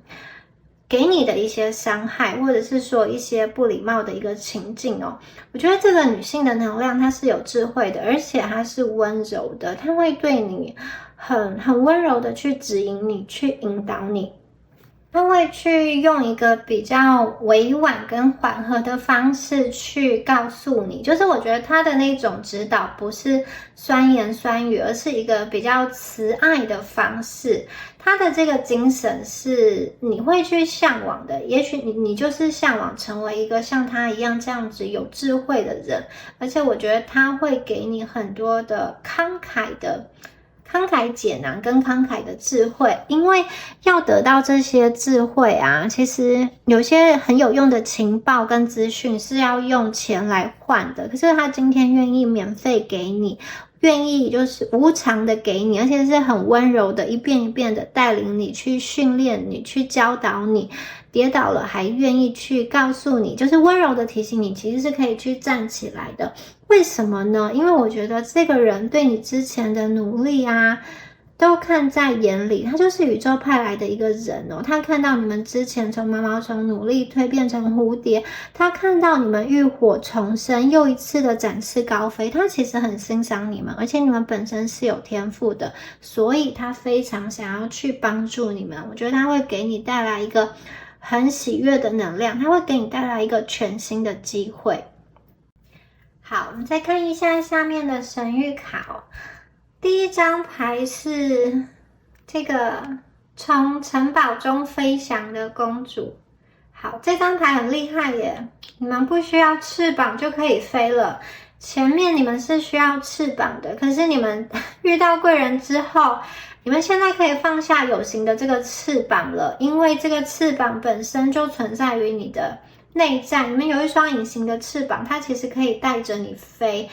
你们不会被困在某一种自我怀疑或者说自我批判的一个循环中，你其实可以去决定自己想决定的事情哦。不管有没有翅膀，你们都可以飞。我觉得如果过去有一些有毒的批评、有毒的言语再去腐蚀着你的内心的话，这张牌告诉你，你必须要善待自己。如果你希望别人善待你、尊重你，你也要善待自己，而且你一定要自己愿意去从这个高塔中走出来，不然你们是会一直困在这个情境当中。你们要走出来，你们要快乐，你们要喜悦。我觉得真的是这个智慧的女生，可能智慧的这个长者可能跟你讲了一些话之后豁然开朗。我们不需要翅膀，我们也可以飞，而且我们是非常开心的。我觉得这一张牌很棒，就是你们有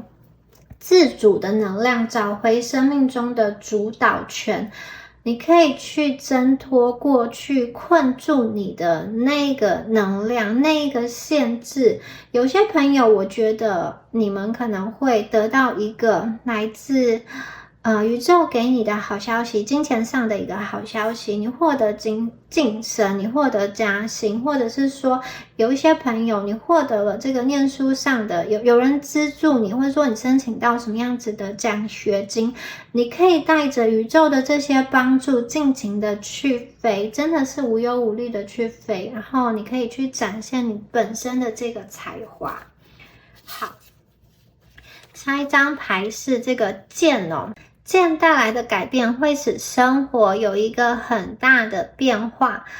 这个女生呢，她站在一个跟她比她身高还要高的这个镜子面前哦，她可以完整的看清楚自己的样子，然后她下定决心要自己把自己的头发用剑去切断、剪断哦。有些朋友你可能考虑了一段时间要做一些事情，可是有一些旧有的能量在拉扯你。现在我觉得你们真的完完全全的愿意去断舍离，你开始相信你的本能哦。无论这个决定是什么，小到剪头发，然后大到可能移民啊，或者是你们想要换工作等等的，我觉得你们接下来就真的会去做，而且是很下定决心的去做。然后这张牌还有一个讯息是，就是这个女生啊，我觉得她站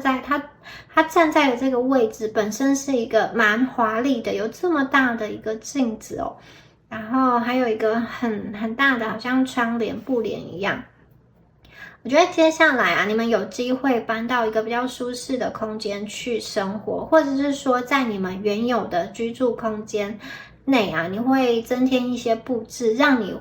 住起来更舒心。有些朋友可能你住的房子哦，它的采光不好，或是没有对外窗，然后我觉得接下来你们可能会搬到一个就是照明比较好，也许开窗就可以看到树的一个地方，或者是说你本来住的地方交通不是很方便，接下来你住的地方它是会很便利很精致的感觉。这边有一个精致的能量，就是我觉得你们在居住的空间上会更加的舒服。我觉得这个代表说其实你们的天赋啊，你们的天赋才能以及这个贵人所带给你们的帮助，它是一个比较稳固的，它是一个比较长远的，它并不是一个短暂的变化。而这个稳固的长远的一个变化，它是会为你带来金钱的能量的。这个金钱能量可能可以使你的居住环境、居住空间有一个改变。你们对于自己要住的位置，你们的那个格局大小跟那个地点，你们有更大的一个选择权。然后我会觉得它看起来是一个更大的，然后装饰更加精致的一个地方。好，我们再来看一下这张牌是有点回到家里，回到家自己在这个自己最喜欢的床上看书。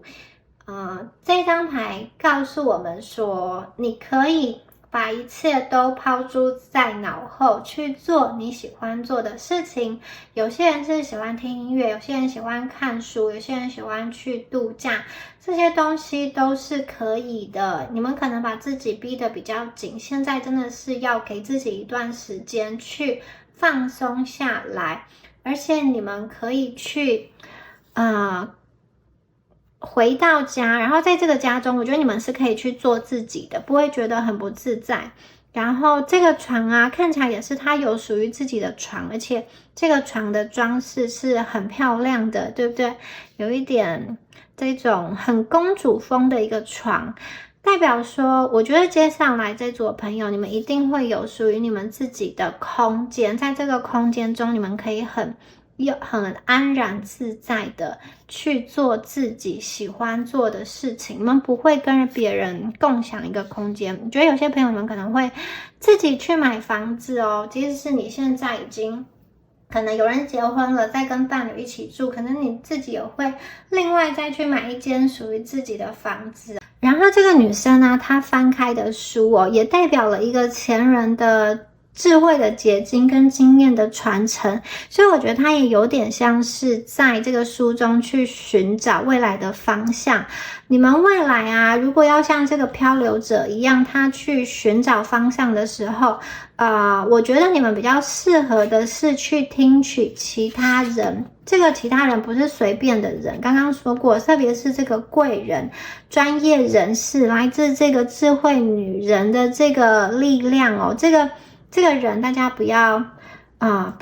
不小心听错了人，又把自己困在某一个牢笼中。我觉得这个贵人是来帮助你的，他是来给予你智慧的，所以我觉得你们接下来如果要在规划要怎么走的话，应该要去听取前人已经成功的经验，然后去找到最佳的行动方案。这个人可能是某一种顾问啊、咨询师啊，或者说职涯上的一个前辈，一个什么样子的导师，或者是说你的一个朋友，但是他已经发展得很好了，你们其实是可以去听取这样子的意见的。